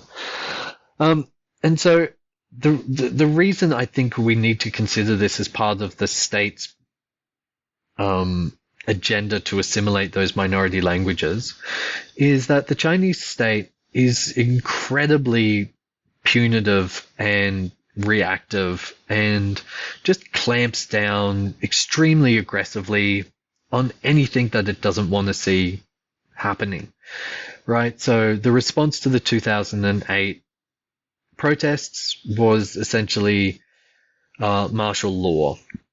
Then when people protested in the streets, like lock them up, go to the village, interrogate the family, lock some of them up, close the school for weeks, open the school. Students are under complete surveillance all the time so that no one has even like enough personal freedom to think about doing this ever again. They criminalized local Tibetan language associations where all they were doing was essentially memorizing Tibetan vocabulary. That's a crime now, right? So the Chinese state just can be very punitive when it wants to clamp down on a specific form of behavior, but it just enables this kind of constant abuse against Manegacha speakers to continue. And I think that suggests to me that the Chinese state is fine with it happening. So I talk about this in the book as being banal violence. So banal has this nice etymological history where, you know, it means banal in the sense of like everyday and ordinary, but it also traces back to Roman law where it links up to words like bandit and banishment and so on. And it was a legal treatment where a specific population was just like, right, the law doesn't apply to you anymore, and we're just going to let the world do what it wants to you. And that's exactly what happens to the Manegacha speakers. So there's this violence which is everyday, but it's also taking place in a state where the law has abandoned Manegacha speakers essentially. I imagine that the Tibetan folks think that the leopards will never eat their face. The ones who are carrying out this. Do you know what I mean? I mean, yeah. Do you foresee a time when people who are speaking Tibetan, like they're getting rid of their minority languages in favor of Tibetan? Do you foresee a time when those Tibetans are then going to have to shift again to Mandarin? Yeah, and this has already happened, and Tibetan people are already worried about it happening and are kind of aware of it. That's what those 2010 street protests were really about. And the things where, like the point where it gets particularly tragic is the kind of the local language ideologies which sort of basically say that destroying Manegacha is part of protecting Tibetan language, is the sort of the boldest way where I could put it. So the reasoning goes like this, which is that a language is destroyed not through the decay of intergenerational transmission, right? This is the local Tibetan language ideologies. Language is not destroyed by decaying intergenerational transmission. It's destroyed by lexical erosion. So words from Chinese gradually replace Tibetan words one by one, and then suddenly you wake up one day and you're speaking Chinese and you didn't even know it. Like, this is actually a very widespread kind of language ideology in relation to lexical purism. So it's historically false. Like, languages don't disappear by lexical replacement. There's you can maybe pick out one or two historical examples where that happens, but it doesn't really happen. So people in Tibet are pushing all their energy towards this lexical issue without paying attention to the intergenerational transmission of the language, which is the driver of language loss, right? And when they pay attention to that issue of lexical erosion, they look at a language like Manegacha. And remember, Manegacha, it's Mongolic and Tibetic. And they see they think of that language as being the future of Tibetan, right? That language has become mixed with Chinese, and it's in the process, stuck halfway between being Tibetan and being Chinese. So there's an anecdote in the book where a bunch of Manegacha speakers go to do road work somewhere else in a Tibetan-speaking town, and someone walks by them and says, if you're not careful, he hears them speaking Manegacha as a Tibetan speaker, and he says, if you're not careful, you're going to turn into Chinese, Han Chinese. And if we're not careful, we Tibetans are going to turn into you, right? So Manegacha has this status in Tibetan eyes as being a corrupt form of Tibetan, which is already half assimilated. And so for Tibetans to protect Tibetan existence, right? It's not just identity, it's the existence of a thing. For them to protect Tibetanness, they have to get Manegacha speakers to speak pure Tibetan again, right? To unify the nation, to bring everyone together, to build the strength of the Tibetan community. And all across Tibet, those minority languages are seen as mixed languages. They are seen as evidence of prior assimilation, and they are taken as a threat to the unity and strength of the Tibetan people. So they have to be destroyed for Tibetans to survive, right? And this is the tragedy, those language ideologies kind of compel other Tibetans to assimilate the minority language speakers on behalf of the state. It's a heartbreaking situation. You write in the book, under the circumstances, it is hard to have hope, but it is necessary. How do you do it? What keeps you going? I mean, I know that you're not even in contact. You're not able to have contact with the people that you work with anymore. Do you know what's going on over there and what's next for them, and how do you keep going? Yeah, so I can't go back to China anymore. And beyond that, I know that my work is not very well received by Chinese. I know that people in the security apparatus read my work and they dislike it. This would be the mildest way that I could state the understanding of the situation that I have. So anyway, yes, I can't go back, and I deleted all my Chinese social media accounts, and I don't reach out to people there because I'm a security risk for them. So, I will hear occasionally stuff that is happening, but I don't have that kind of as an anthropologist, that on the ground information is essential to the understanding that I put forward. So particularly in this case, when the understanding of Tibet and Tibetan language politics that I put forward is so at odds with the hegemonic representations of Tibet in the literature, in the media, in advocacy circles and so on, right? And the only reason that I was able to put forward that understanding is that I was there for a long time. I hung around with people a lot and do what anthropologists do, which is nothing but hang around, right? So, so now I don't have access to that.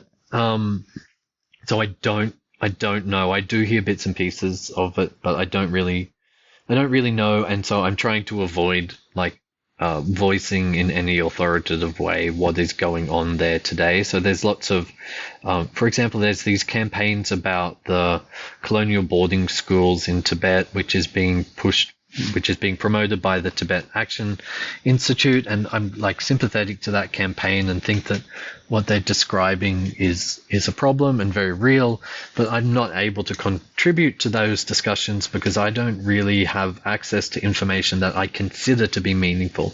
So I could go and read Tibetan newspapers, but I would really want to know what people on the ground think and feel and so on. Yeah, so that's one part of your question, but the other one was about hope, right? So hope is a tricky thing in this kind of situation.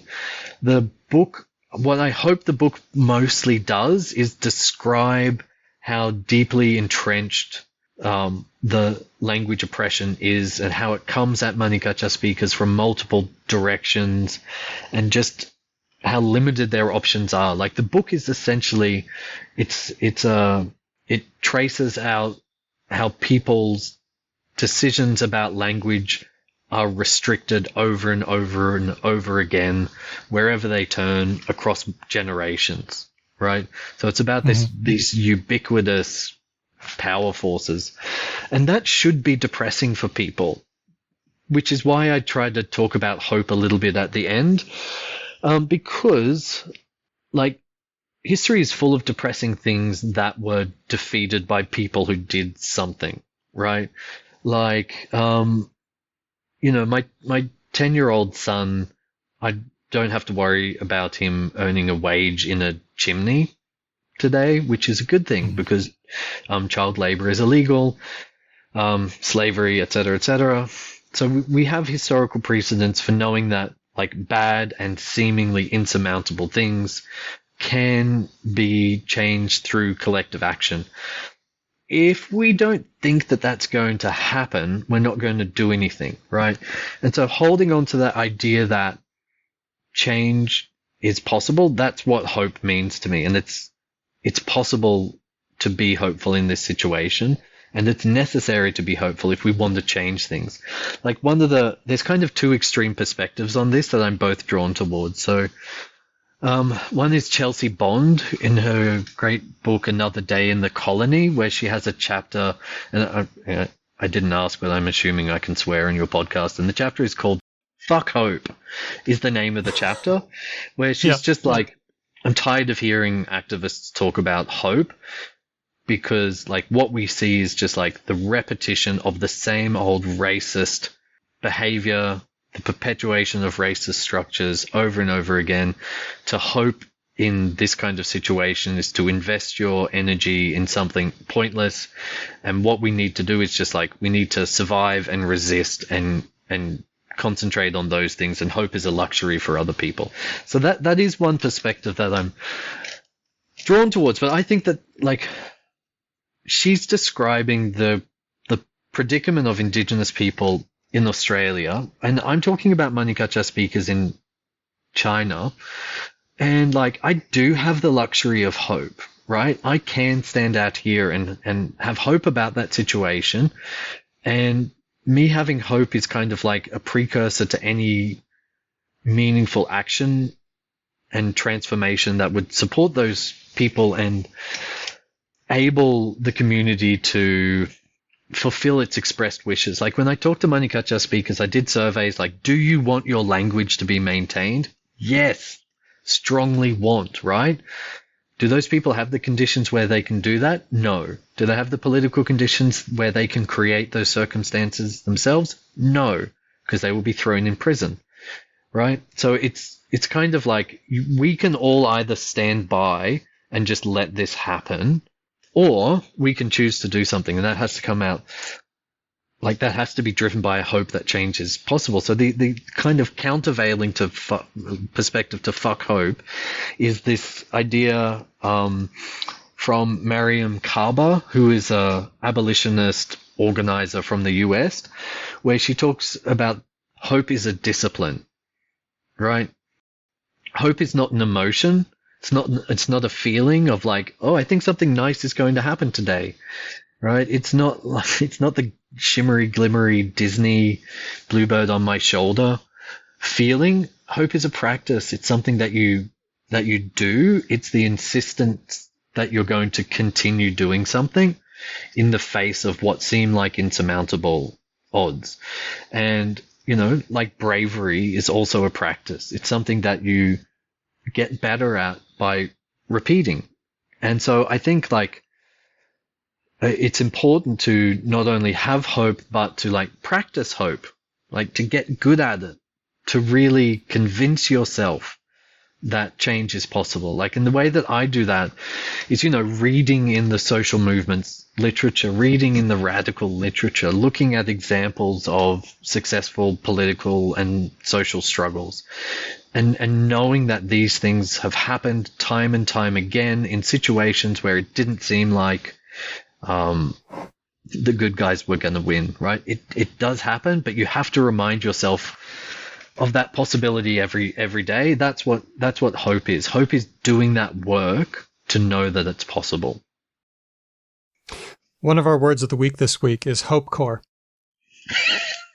Hope core. Cultivating an aesthetic where hope is possible. Spoiler alert for the rest of the book. And you mention in the book that this looks like techniques of resistance and reclamation, like building those, and forging new circuits of collaboration and exchange. I just think there's a lot to chew on over there. So can you give us a tip? What should we be doing? Should we be reading, cultivating that hopeful mindset? Anything else concrete? Like, I think like hope in some ways has to be a way of seeing, of finding something surprising in a situation that you hadn't expected. So for me, that moment was, I was kind of like mired in hopelessness at the end of the book, and the thing at the end of writing it, and the thing that made me most hopeless was like the way that the Manegacha speaking community had kind of internalized a lot of the oppression that is aimed at them, where Manegacha speakers would just be like, yeah, well, it's true, our language sucks, there's no reason to pass it on to our children, there's nothing that we can do about it, and so on. And I kind of just didn't feel like anything positive could come out of the situation if that was the expressed attitudes that the community had. But then, like, once I had a bit of time and stepped away from it and done some thinking and reading in other literatures, like, what occurred to me was, even when Manegacha speakers feel like that, the vast majority of them still wake up and make a decision every day to speak Manegacha to each other when they have the opportunity to do that. So if you go to the Manegacha speaking communities, the adults and grandparents will be speaking to each other in Manegacha, and the kids, they might be speaking to each other in Tibetan or Manegacha, depending on what language they've been given access to by their community and family. But like for Manegacha speaking adults, for example, they're all completely bilingual in Tibetan and Manegacha. And so they could just like not speak Manegacha anymore. And in some ways it would make their life easier because they wouldn't have to deal with the discrimination that they receive from Tibetan speakers every time someone overhears them speaking Manegacha and things like this. But they don't do that, right? They have this sense that it's important to speak Manegacha, it's appropriate to speak Manegacha to one another, that the language should live in the villages, right? And we have to take that choice for the political decision that it is. It's not like a natural thing that people would just speak their language in their community, because when the whole world is geared towards telling you to not speak your language, just to decide to do it is a political choice. And so like I much later found out that there's like a whole literature on these kind of like political movements that don't look like political movements, right? That you have to develop sort of a way of looking to find politics in unusual places, manifesting in sort of less obvious ways. And so like, in that sense, hope is a way of seeing. We have to look at the world and strive to see resistance and political commitment where we might not necessarily see it, because like there's this like tendency to victim blame in endangerment linguistics that I mentioned before, and we really need to like look at what people are doing in their communities given the choices that they have, and sort of celebrate the difficult decisions that they make when they do. So that's one part of it. Like, I think that those conditions are very common throughout the world where people are making those difficult decisions, and we need to recognize that. Yeah, I sometimes call this the quiet courage of the everyday. Yes, perfect. That's a beautiful term to describe it. Yeah. So, like, that needs to be linked up, I think, to broader networks of people working together to resist language oppression. And, you know, there are ways that we can do that, forms of collective action and organization that make that stuff possible. Like, you know, I'm a keen poster. I'm a less keen poster over time, I suppose, but I still think it's meaningful to get online and to describe, simply say what is happening that people don't want to hear, right? To say language oppression exists, the state wants to assimilate these languages, you know, start fights, etc. I think that's fine, but the real work that needs to be done is in terms of bringing people together and organizing for collective action, because that's the only thing that's going to make a difference, right? Mass mobilization, mass collective action, putting pressure on key players to do things differently. Like, the way that I imagine this happening in relation to the Tibetan context is like, we're not, you can't call up the Chinese state and tell it to stop assimilating languages. They're not interested in hearing from us.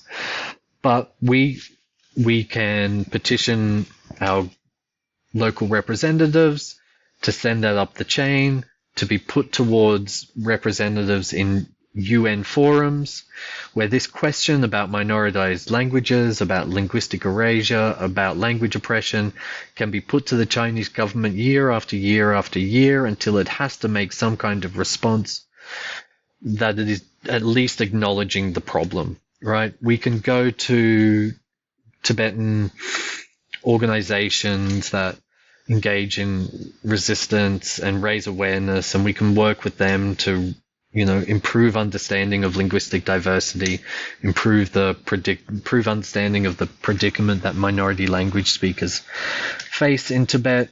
And, you know, more broadly, we can like work together to sort of build an anti-language oppression culture in the same way that we build, you know, feminist culture or anti-racist culture, where we all work together to embed our opposition to language oppression in our everyday life, right?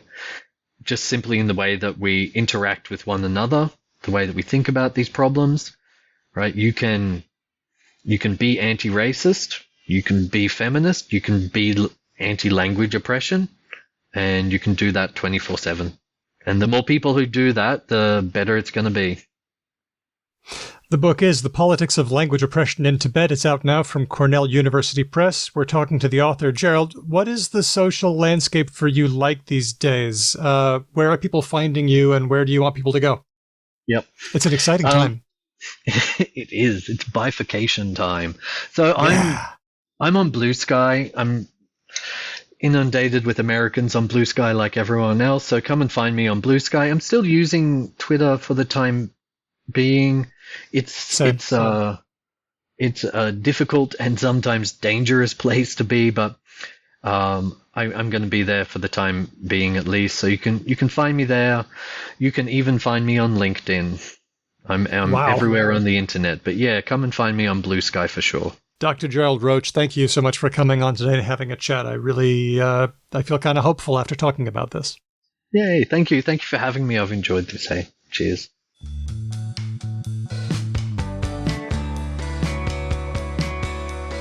And now it's Words of the Week. And we got a ton. Let's get through them. This one was suggested by Jack via email. Hello, becauselanguage.com. The word is kakistocracy. Kakistocracy. Kakistocracy. Sorry, I can't even pronounce it. Kakistocracy. Is it khakis, the pants?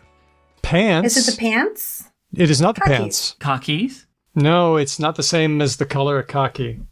Too bad. Wait, is it? Is it a word for like poop? Like caca? Kaka?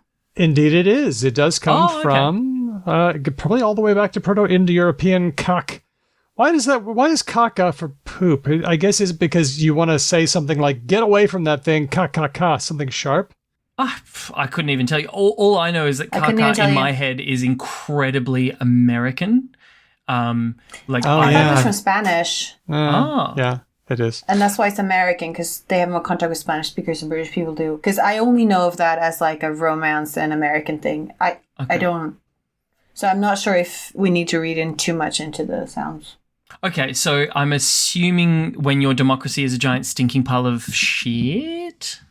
It's government by the least suitable or the least competent citizens of a state. It comes from Greek, kakistos, the worst. So Jack has suggested kakistocracy as a way of describing the current moment. We're watching cabinet picks come down, and really he does seem to have a knack for picking the most compromised people so that they'll be grateful to him and he can control them. It's gross. It's the worst. Something like that, yeah. I think we've all been obsessed with like American elections for quite a while now. It's good to also remember that like a similar type of thing has happened in many other countries the last 2 years, where whatever sitting government has been blamed for inflation, and so you vote in the other government no matter who they are. And I think kind of Americans like to think they're very special and that Trump is very special and you have something very unique going on. And I'm not sure it is. I think maybe it's the same thing as everywhere else. It's the same damn thing. So who in Europe, who I know, off the top of my head, I know both Hungary and Italy currently have like proper far right whack job nutbags in power. Yeah. There's a few others though, isn't there? Well, Denmark's been having a thing going on like that for quite a while. Netherlands has Geert Wilders, which I think he's doing relatively well. But here's the thing, though. Have they Turkey has Erdogan come into power? That's what I'm looking for specifically, because I know that they are the ruling parties in Italy and Hungary and Turkey. Do we know? We just had a bunch of elections here in Germany, and AfD got a lot of votes in a lot of places. That's right. Deutschland. Yeah. So. And Le Pen nearly won the French election as well. True. Yeah. I want to talk about how we cover Trump going forward. We're a linguistics show, so we're going to talk about it where it affects language. I have noticed myself in the last 10 years steering around American politics, not like purposely avoiding it. Because I don't know if people who listen to this show would agree with you, Daniel. It feels like we run headlong into the barricade on that one quite a bit. I know what you mean, and we do cover it every once in a while. That just shows the extent to which it confronts me, and then I try to avoid it. Because I'm mindful that some listeners consider us to be a bit of a refuge in some ways. I think we're going to avoid covering the daily outrage, not cover American stuff so much. Well, because it's exhausting. Yeah, and that's the point. Also, I'm sure we have the best expertise and takes on it. Like, there are a lot of shows you can listen to. Like, I really like the QAA podcast. Well, There's Your Problem. The engineering podcast does pretty good coverage. Yeah. If we do cover it, it'll be something about language, and maybe it'll be something that we can do something about so that we don't succumb to helplessness. That's kind of a guideline that I'm going to try to use going forward. Make it productive. Okay, thanks, Jack, for that word. Next one. Dr. Caitlin Green pointed us to a bleat. I'm not calling them skeets on Blue Sky. I'm calling them bleats for Blue Sky, right? A bleat by regular Megan on Blue Sky. The story is about Trump deporting Chinese undocumented people first, and so Asian American groups rush to prep, as though to obey or to... I mean, there's getting ready, but then there's also, assuming that it's a done deal and not throwing a shoe into the gears. Caitlin says, a reminder that it's our duty as regular citizens to refuse to comply or assist these actions as much as possible. Anytime you encounter the opportunity to stick a wrench in the works, do so. And the phrase that I came up with for this kind of obedience in advance is anticipatory compliance. We need to avoid anticipatory compliance. Watch out for obeying in advance just because we're trying to game stuff out and we're trying to figure out what to do.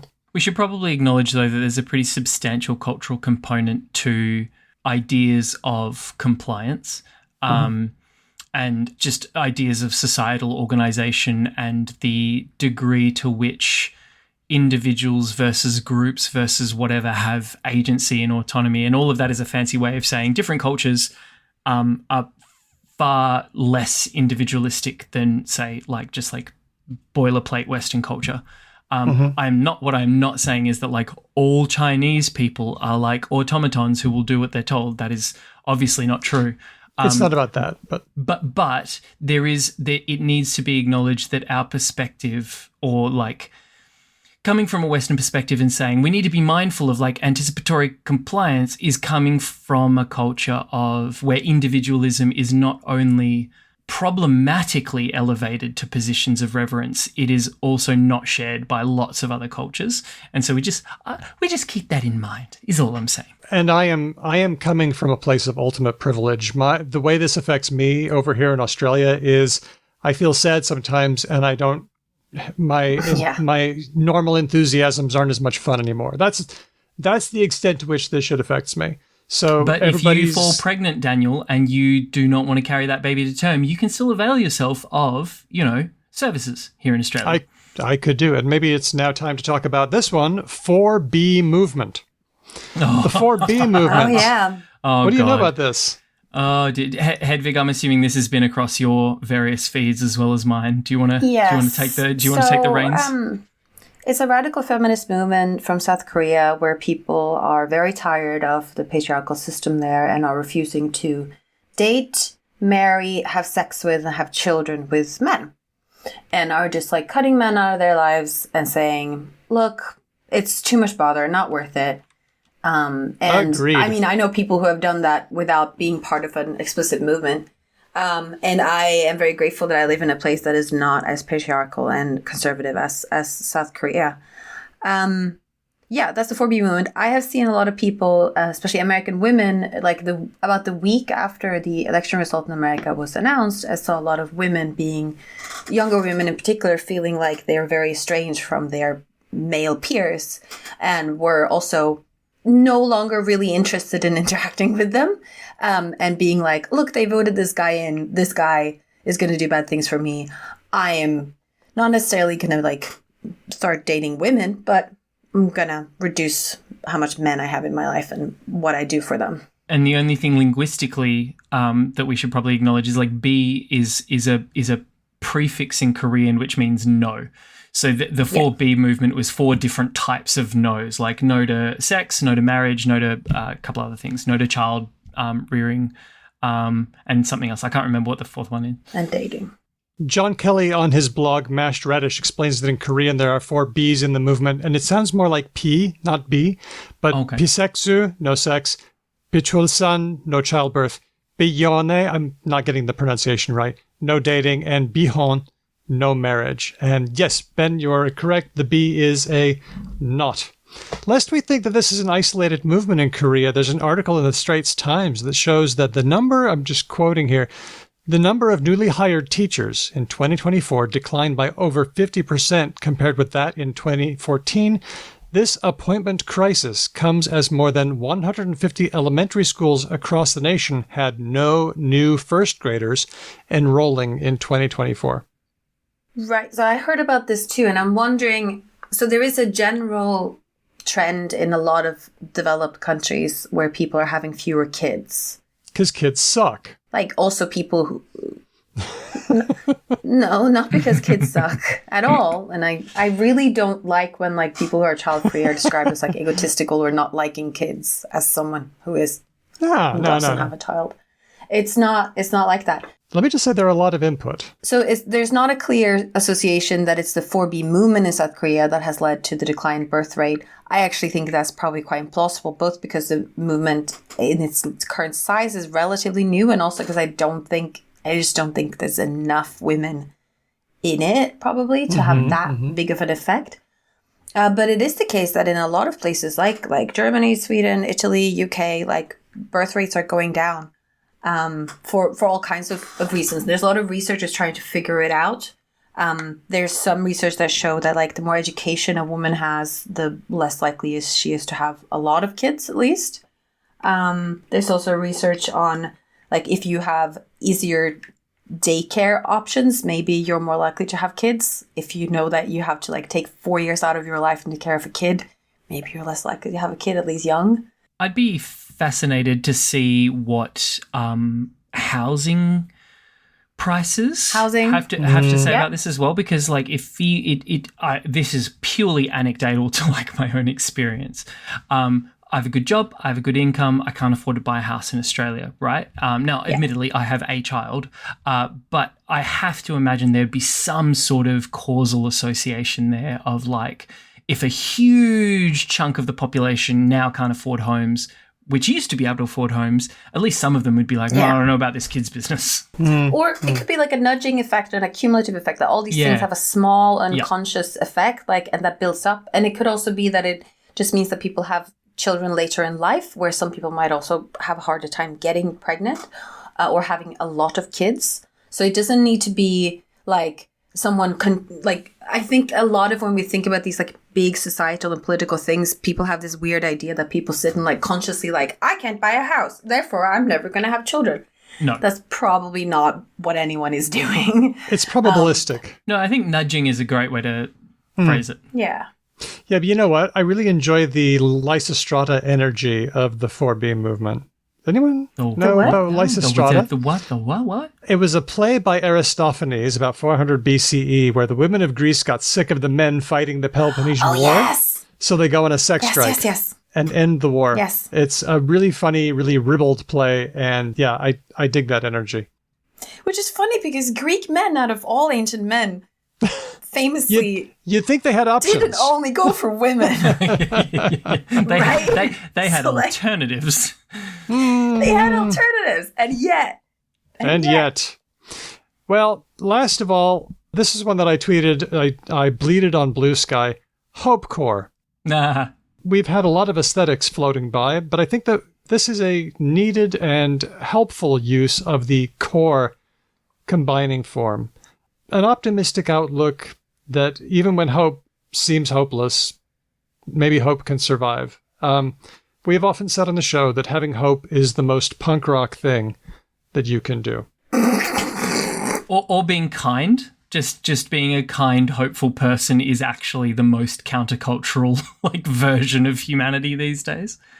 And it's difficult. Cynicism is really easy and cheap, and hope is hard. And I say that as a grumpy, cynical motherfucker. Like, yeah, absolutely. Holding on to hope, it's like an active process. Oh.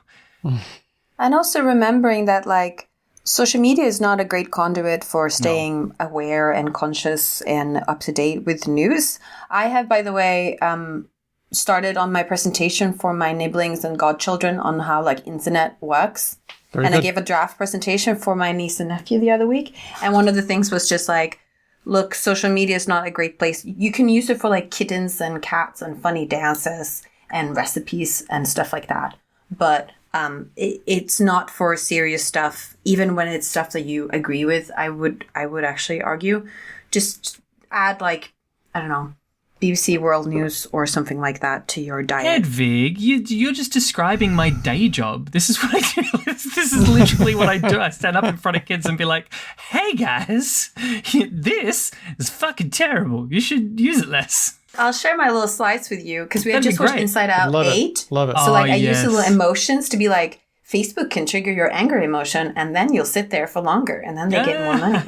That's really... This is what I told the young ones when deleting YouTube from their iPads, because I think YouTube is especially egregious. Oh, yeah. But you... No, What? he's right. He's right, Hedvig. Like, I don't know if Is you've he? seen... Yes. Have you seen some of the heinous fucking shit, the algo-generated fucking crazy shit that is out there for kids? It's wild. And not in a cool way. I haven't because my YouTube algorithm, this is another thing that like your YouTube algorithm, that's what I tried to say to the kids was like your YouTube algorithm is in a certain extent a reflection of what you feed it. Yes. It's terrible, Right? you're But terrible. little So- kids don't have any consciousness around No. that. That's when we found out that my nephew has been running YouTube in the background for hours and hours to keep his computer active to get money on something on Roblox. And he thinks that if YouTube is off, Roblox is a curse. And how old is that? how old is he? Yeah. Oh, I don't want to make him feel bad. let's just... No. Tell me. He's under 10. Okay, so, and I don't feel bad. Like, that just further confirms my deep suspicion. But he doesn't watch it, right? No, So he just keeps the YouTube going. But let's think about the passage there, right? Like, he is part of a game system, right? Or a network of game systems that has convinced him to be running this stuff in the background to get, like, pretend currency or some version, like some resource in the game. Like, that is like... And I was working from home in their house, and I heard this like little plings from his room all the time. I was like, this is driving me fucking nuts. And I went in there and I discovered all of this, and I just like shut a lot of things off and turned off sounds and was like, but what happens is because he just puts on YouTube Reels or Shorts or whatever they're called, and he doesn't do any selection. The algorithm just feeds him what is like generally popular. So when we talked about how algorithms work, he was like, oh, is that why my algorithm is like not very fit to me? Because I do this thing. Because it's just been churning constantly. And I said, yes, that's why. And then also I said, but that takes like electricity and things. He's like, yeah, but it's just the socket in the wall. And I was like, yeah, that's the one mom and dad pays for. And he was like, oh. I'm at the stage now where poor Ellis, like I'm the more I go through things, the more I realize the worst thing that happened to that poor kid is having a nerd for a dad. Because I'm amongst the harshest and most restrictive device parents I know, right? Like Ellis had a Game Boy for a little while, that's gone. Like things like iPads and God forbid a phone, absolutely not. Now he has, I'm not with his mum anymore, so like the other side of the equation is not under my control. But I'm going to advocate so strongly for him not having a smartphone until he's at least like 15 or 16. Like it's just, they are psychic damage engines, man. Like it's wild. We're never doing Roblox. Yeah, Roblox is so a hard pass. Since we're talking about social media, I said that was the last one, but I want to do one more because I want to recommend Blue Sky. We've gotten thousands of new fans on Blue Sky. We're attracting... There's an exodus happening. This week has been especially the exodus, the exodus, maybe that's a word of the week. And Blue Sky is on the rise. So here's what's happening, though. As Blue Sky gets more popular, right-wing trolls are piling in, hoping to get attention and spread their signature brand of awfulness. And the algorithm is just not rewarding them. Not having it. Why not? Because Blue Sky doesn't have an algorithm, not in the same way. So what's the mechanism? Blue Sky shows you bleats from people you follow. Oh, old school. In chronological order. Do you remember that? Yeah. Do you remember that? That seems so quaint now. Oh, it's so good. There's a Discover tab and there's a Popular with Friends tab, and you can check those out. But also, really strong moderation things. You can block entire lists of people. Wow. And they just don't get the attention. If you have one friend that you like and you follow, and they just post a lot, and you're just like, I can't have 80% of my feed be this person. So on Facebook, you can click on a person and say, can we tone this one down? Like, I don't want to mute them. I don't want to unfollow them. I don't want to unfriend them. But just like this, because some people just post a lot more than other people. Let's say prolific. Let's give them a nice word. Right. Is there a way of doing that? There's no way to, like, see less from this person. You can block keywords for things that you're not interested in. I'm just so jazzed. Not that I would use Blue Sky, not because, like, I'm philosophically opposed, but, like, Twitter never had a use case that held any, like, interest or value for me, so Blue Sky doesn't either. But I just can't believe I forgot that there was like a pre-algorithm system to this. Like I genuinely, for a second, I was like, what do you mean there's no algorithm? There has to be something. And then I was like, oh, that's right. It could be like an RSS feed. You could literally just subscribe to the shit you want and then it arrives in the order that it was generated. It's really, really good. It's a really good experience, just like the old days. It feels like bespoke artisanal internet. I think Instagram for a while when they switched, I think they offered some people an option to have it chronological again, or that like if you paid money. I know that Instagram, if you pay money, you don't get ads. You can do that. But I'm not sure if you pay money, you can get chronological. Because I would love chronological Instagram. Well, it's on Blue Sky. And so, because trolls are not getting much traction, there are lots of think pieces this week about echo chambers. We're starting to see echo chambers being talked about a lot. It's like, oh, you should invite trolls into your feed because you need to hear all opinions. And because garbage is so valuable. Well, that's the thing. I have mentioned that there are 3 groups that I think of. There's people I agree with, and they are fun. There are people I can have interesting disagreements with, and I try to learn from them. And then there are bad people with bad opinions who bring nothing. And if you ignore them, or block them, or mute them, that's not a problem. You're getting more signal and less noise. The problem is not that we're including too little. The problem is that we're excluding too little. Not everyone is worth your time. And my experience is so much better without people who have really bad assumptions or ill will. I do not gain anything from them. Also, famously, like this idea that like the before times of algorithmic curation not creating echo chambers is I was going to say absolutely farcical. Like it's just that's really weird. The echo chambers already existed. Like that's not changing. I mean, the only way they could be different is that like people who like to argue, maybe the algorithm was feeding them people to argue with, and they were getting a satisfaction out of like keyboard warriorship. Where they're not necessarily in an echo chamber, but I would kind of say that they almost are because they're just in they're in a combat echo chamber. Yeah, like a conversational battle royale. Yeah, they're in like that like hyper rational atheist argumentation debate school. Well, you don't need to invite that third group, trolls. You don't need to invite them to avoid echo chambers. What you need to do is be very clear about who are the interesting disagreeers and who are the people who bring no value.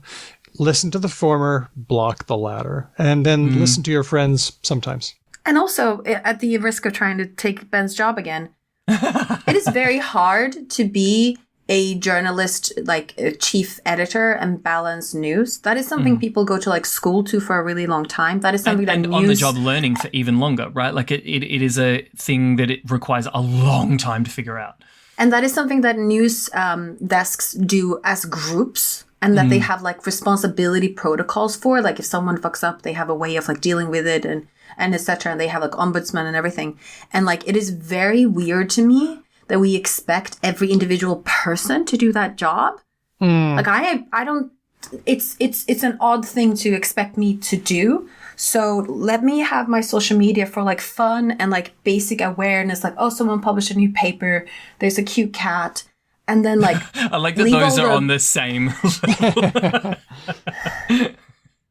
Honestly, that's the other thing I also find a little bit embarrassing that I wanted to tell my nibblers is like, if someone tells you that like Twitter is just a bunch of people arguing or TikTok is a bunch of people dancing, that says like a lot about them. Yeah. Sometimes less about the platform. Well, speaking of finding papers, we are going to, on Because Language, we're going to be a lot more, we're going to be looking at Blue Sky a lot more for our show material than we are on Twitter or other platforms. We're going to maintain the other platforms, but I'm mainly going to be hunting through Blue Sky for things. So if you're on there, we'll probably find your work. That's how we found the work that we talked about this time. So, Kakistocracy, Anticipatory Compliance, 4B Movement, Hope Corps, and Echo Chamber, our words of the week. Let's hear a comment from Cass on Patreon. So great to clean my room with some familiar voices. That's us, by the way. I have done a lot of tongue twisters, almost spelled tongue wrong twice there. And when hearing this question, we had a question about, does your brain mess up when you try to think in tongue twisters? Cass says, I was thinking, no way. But when Daniel said unique New York, my brain said New York before I said it. I think that when I lead kids in a silly song about having coffee in copper coffee pots, or when I'm reciting tongue twisters for mouth warm-ups, that I'm so focused that I'm only speaking, not thinking, first. But in this case, I was listening and looking at my phone, so the brain twisting happened because I wasn't fully focused. She wasn't in flow state. Exactly. I was so fascinated by Hedvig's idea that I looked it up, and tongue twisters in signed languages are finger fumblers. Oh, OMG. that's so good. Isn't that great? That's wicked. Thanks, Cass. That's good. Quick one from Bren on our Discord. Not sure if anyone's interested, but after episode 108, when the team discussed the river Styx and Stygian, I remember this. I thought of other examples of X to G change. There are quite a few used in medical language, probably because lots of words from ancient Greek there. For example, larynx, laryngitis, Yes. Laryngean. phalanx, phalanges, pharynx, pharyngeal, coccyx, coccygeal. For the super nerdy or still interested, there's a Wiktionary article that illustrates the grammar. We'll throw that up on the show notes for this episode because language.com. Thanks to our special guests, Dr. Gerald Roche and Dr. Sasha Wilmoth, everybody who gave suggestions for this episode, Speech Docs for transcribing every word we say, our patrons who keep the show going, and Ben and Hedvig, thanks for making the time to chat. I really enjoy our talks. No.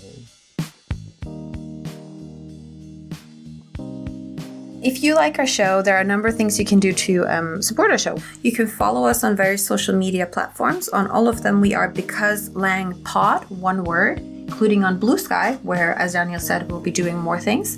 You can also send us idea, like Camden did earlier in this episode, via something called SpeakPipe. So that's a simple interaction where you can send a little audio file to us. Or you could do that on our website, becauselanguage.com, or you can also just record like a voice note on your smartphone or whatever, or on your laptop, and attach that as a file and send that to hello@becauselanguage.com. If you, for example, have a fun related or not, or if you have a fun word of the week or something, you can record yourself saying it, and that'd be really nice. It'd be like hearing your voices. A really great way to support our show and to spread the knowledge about it is to tell a friend. Or write a review. And if you write a fun review, we might also read it aloud on the show. Another way to help us is to become a patron. Patrons help us by making sure that we have the money to keep the show running, pay the bills, compensate our guests a little bit. And depending on your level, you get live episodes, bonus episodes, mail-outs, shout-outs, access to our great Discord community of lovely people. Now, I want to give a shout-out to our patrons at the supporter level. This time we're ordering our supporters alphabetically. Oh, wait, that's a bit boring. So instead, we'll order them and then give them a number in the order that they're alphabetized. Uh-huh. And then we're spelling that number out. One. And then we're alphabetizing that.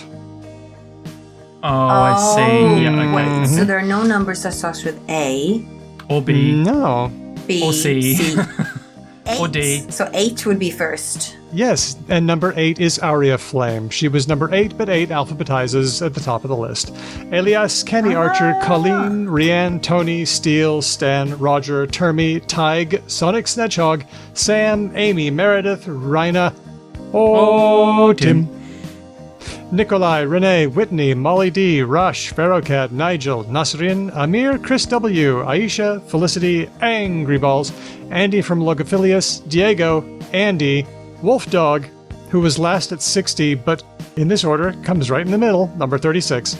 Ben, Chris L, Keith, Margaret, Louise, Lord Mortis, Matt, Kevin, Manu, Lissa, Larry, Christopher, Alyssa, Cheyenne, Grammarian, Kate, Jack, John Troy, Kathy, Joanna, Ignacio, Helen, and Aldo. Aldo was number 2 on the alphabetized list, but because the number 2 alphabetizes last on the list of the numbers, Aldo, you bring up the rear. That's really cute. Yeah. And our newest patrons at the listener level, Jennifer A, Jennifer B, Vitor, Mark Gammy, Rayleigh, Jason, Matt S. Those are all new listeners. My goodness. Wow. And our latest free patrons, Kate, Rachel, Convenient Market to Dreams, and one other. Who is it? Garnelenbox, which means shrimp box in German. Thank you, Hedvig. And, of course, thanks to all our patrons. Our theme music was written and performed by Drew Kraplianov, who also performs with Ryan Bino and Didion's Bible. Thank you so very much for listening. We will catch you next time, because language. Thank you both. I need to go cough a lot. Okay. Go cough a lot. Amazing. Hang on, go back. What's this about water? She just has to figure it out as we go. Okay. Wildly, drastically overemphasized how important water is in our lives. And I say that Because you live in Perth? No, nothing to do with that. I say that in the full knowledge that water is a thing that we require to not be dead. And yet... Oh, you're a water skeptic, yes. And yet, I still think as a society we have swung way too far in favor of water. It just, it annoys me. Why are we carrying bottles around? Does everybody need a water bottle? Seriously? We never had those things back in the 80s. I'm in high schools where every single kid has a water bottle and they're just like, just suckling at the teat of big water all the time. And do you know what it means? Do you know what it actually means? They have to piss all the time. It's so annoying. Yeah. So annoying. And then when you challenge anyone on it, it's like, you got to be hydrated. You got to be hydrated. Yeah, we know.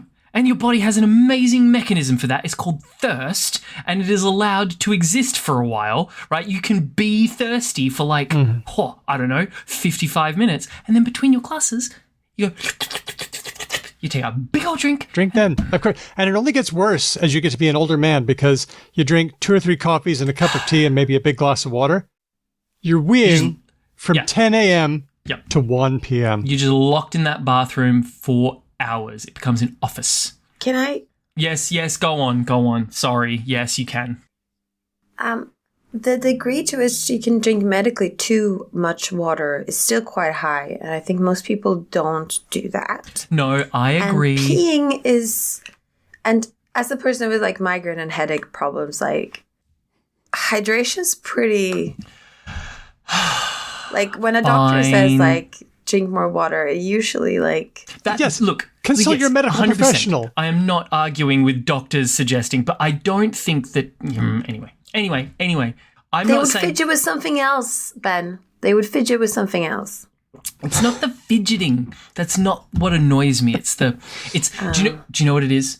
Do you know what it is? The thing that annoys me is that it is the cloak of like healthiness. Oh, the hypocrisy. No. The idea that like if I say, hey man, like maybe you don't need to bring a water bottle to class, they're like, you want me to be unhealthy? It's like, well, that's not at all what I said, but okay. Must my thirst be unslaked? Yeah, there is this pervasive thought amongst all of society now, which is like, if thirst exists for a microsecond, your body is being damaged. And it's like,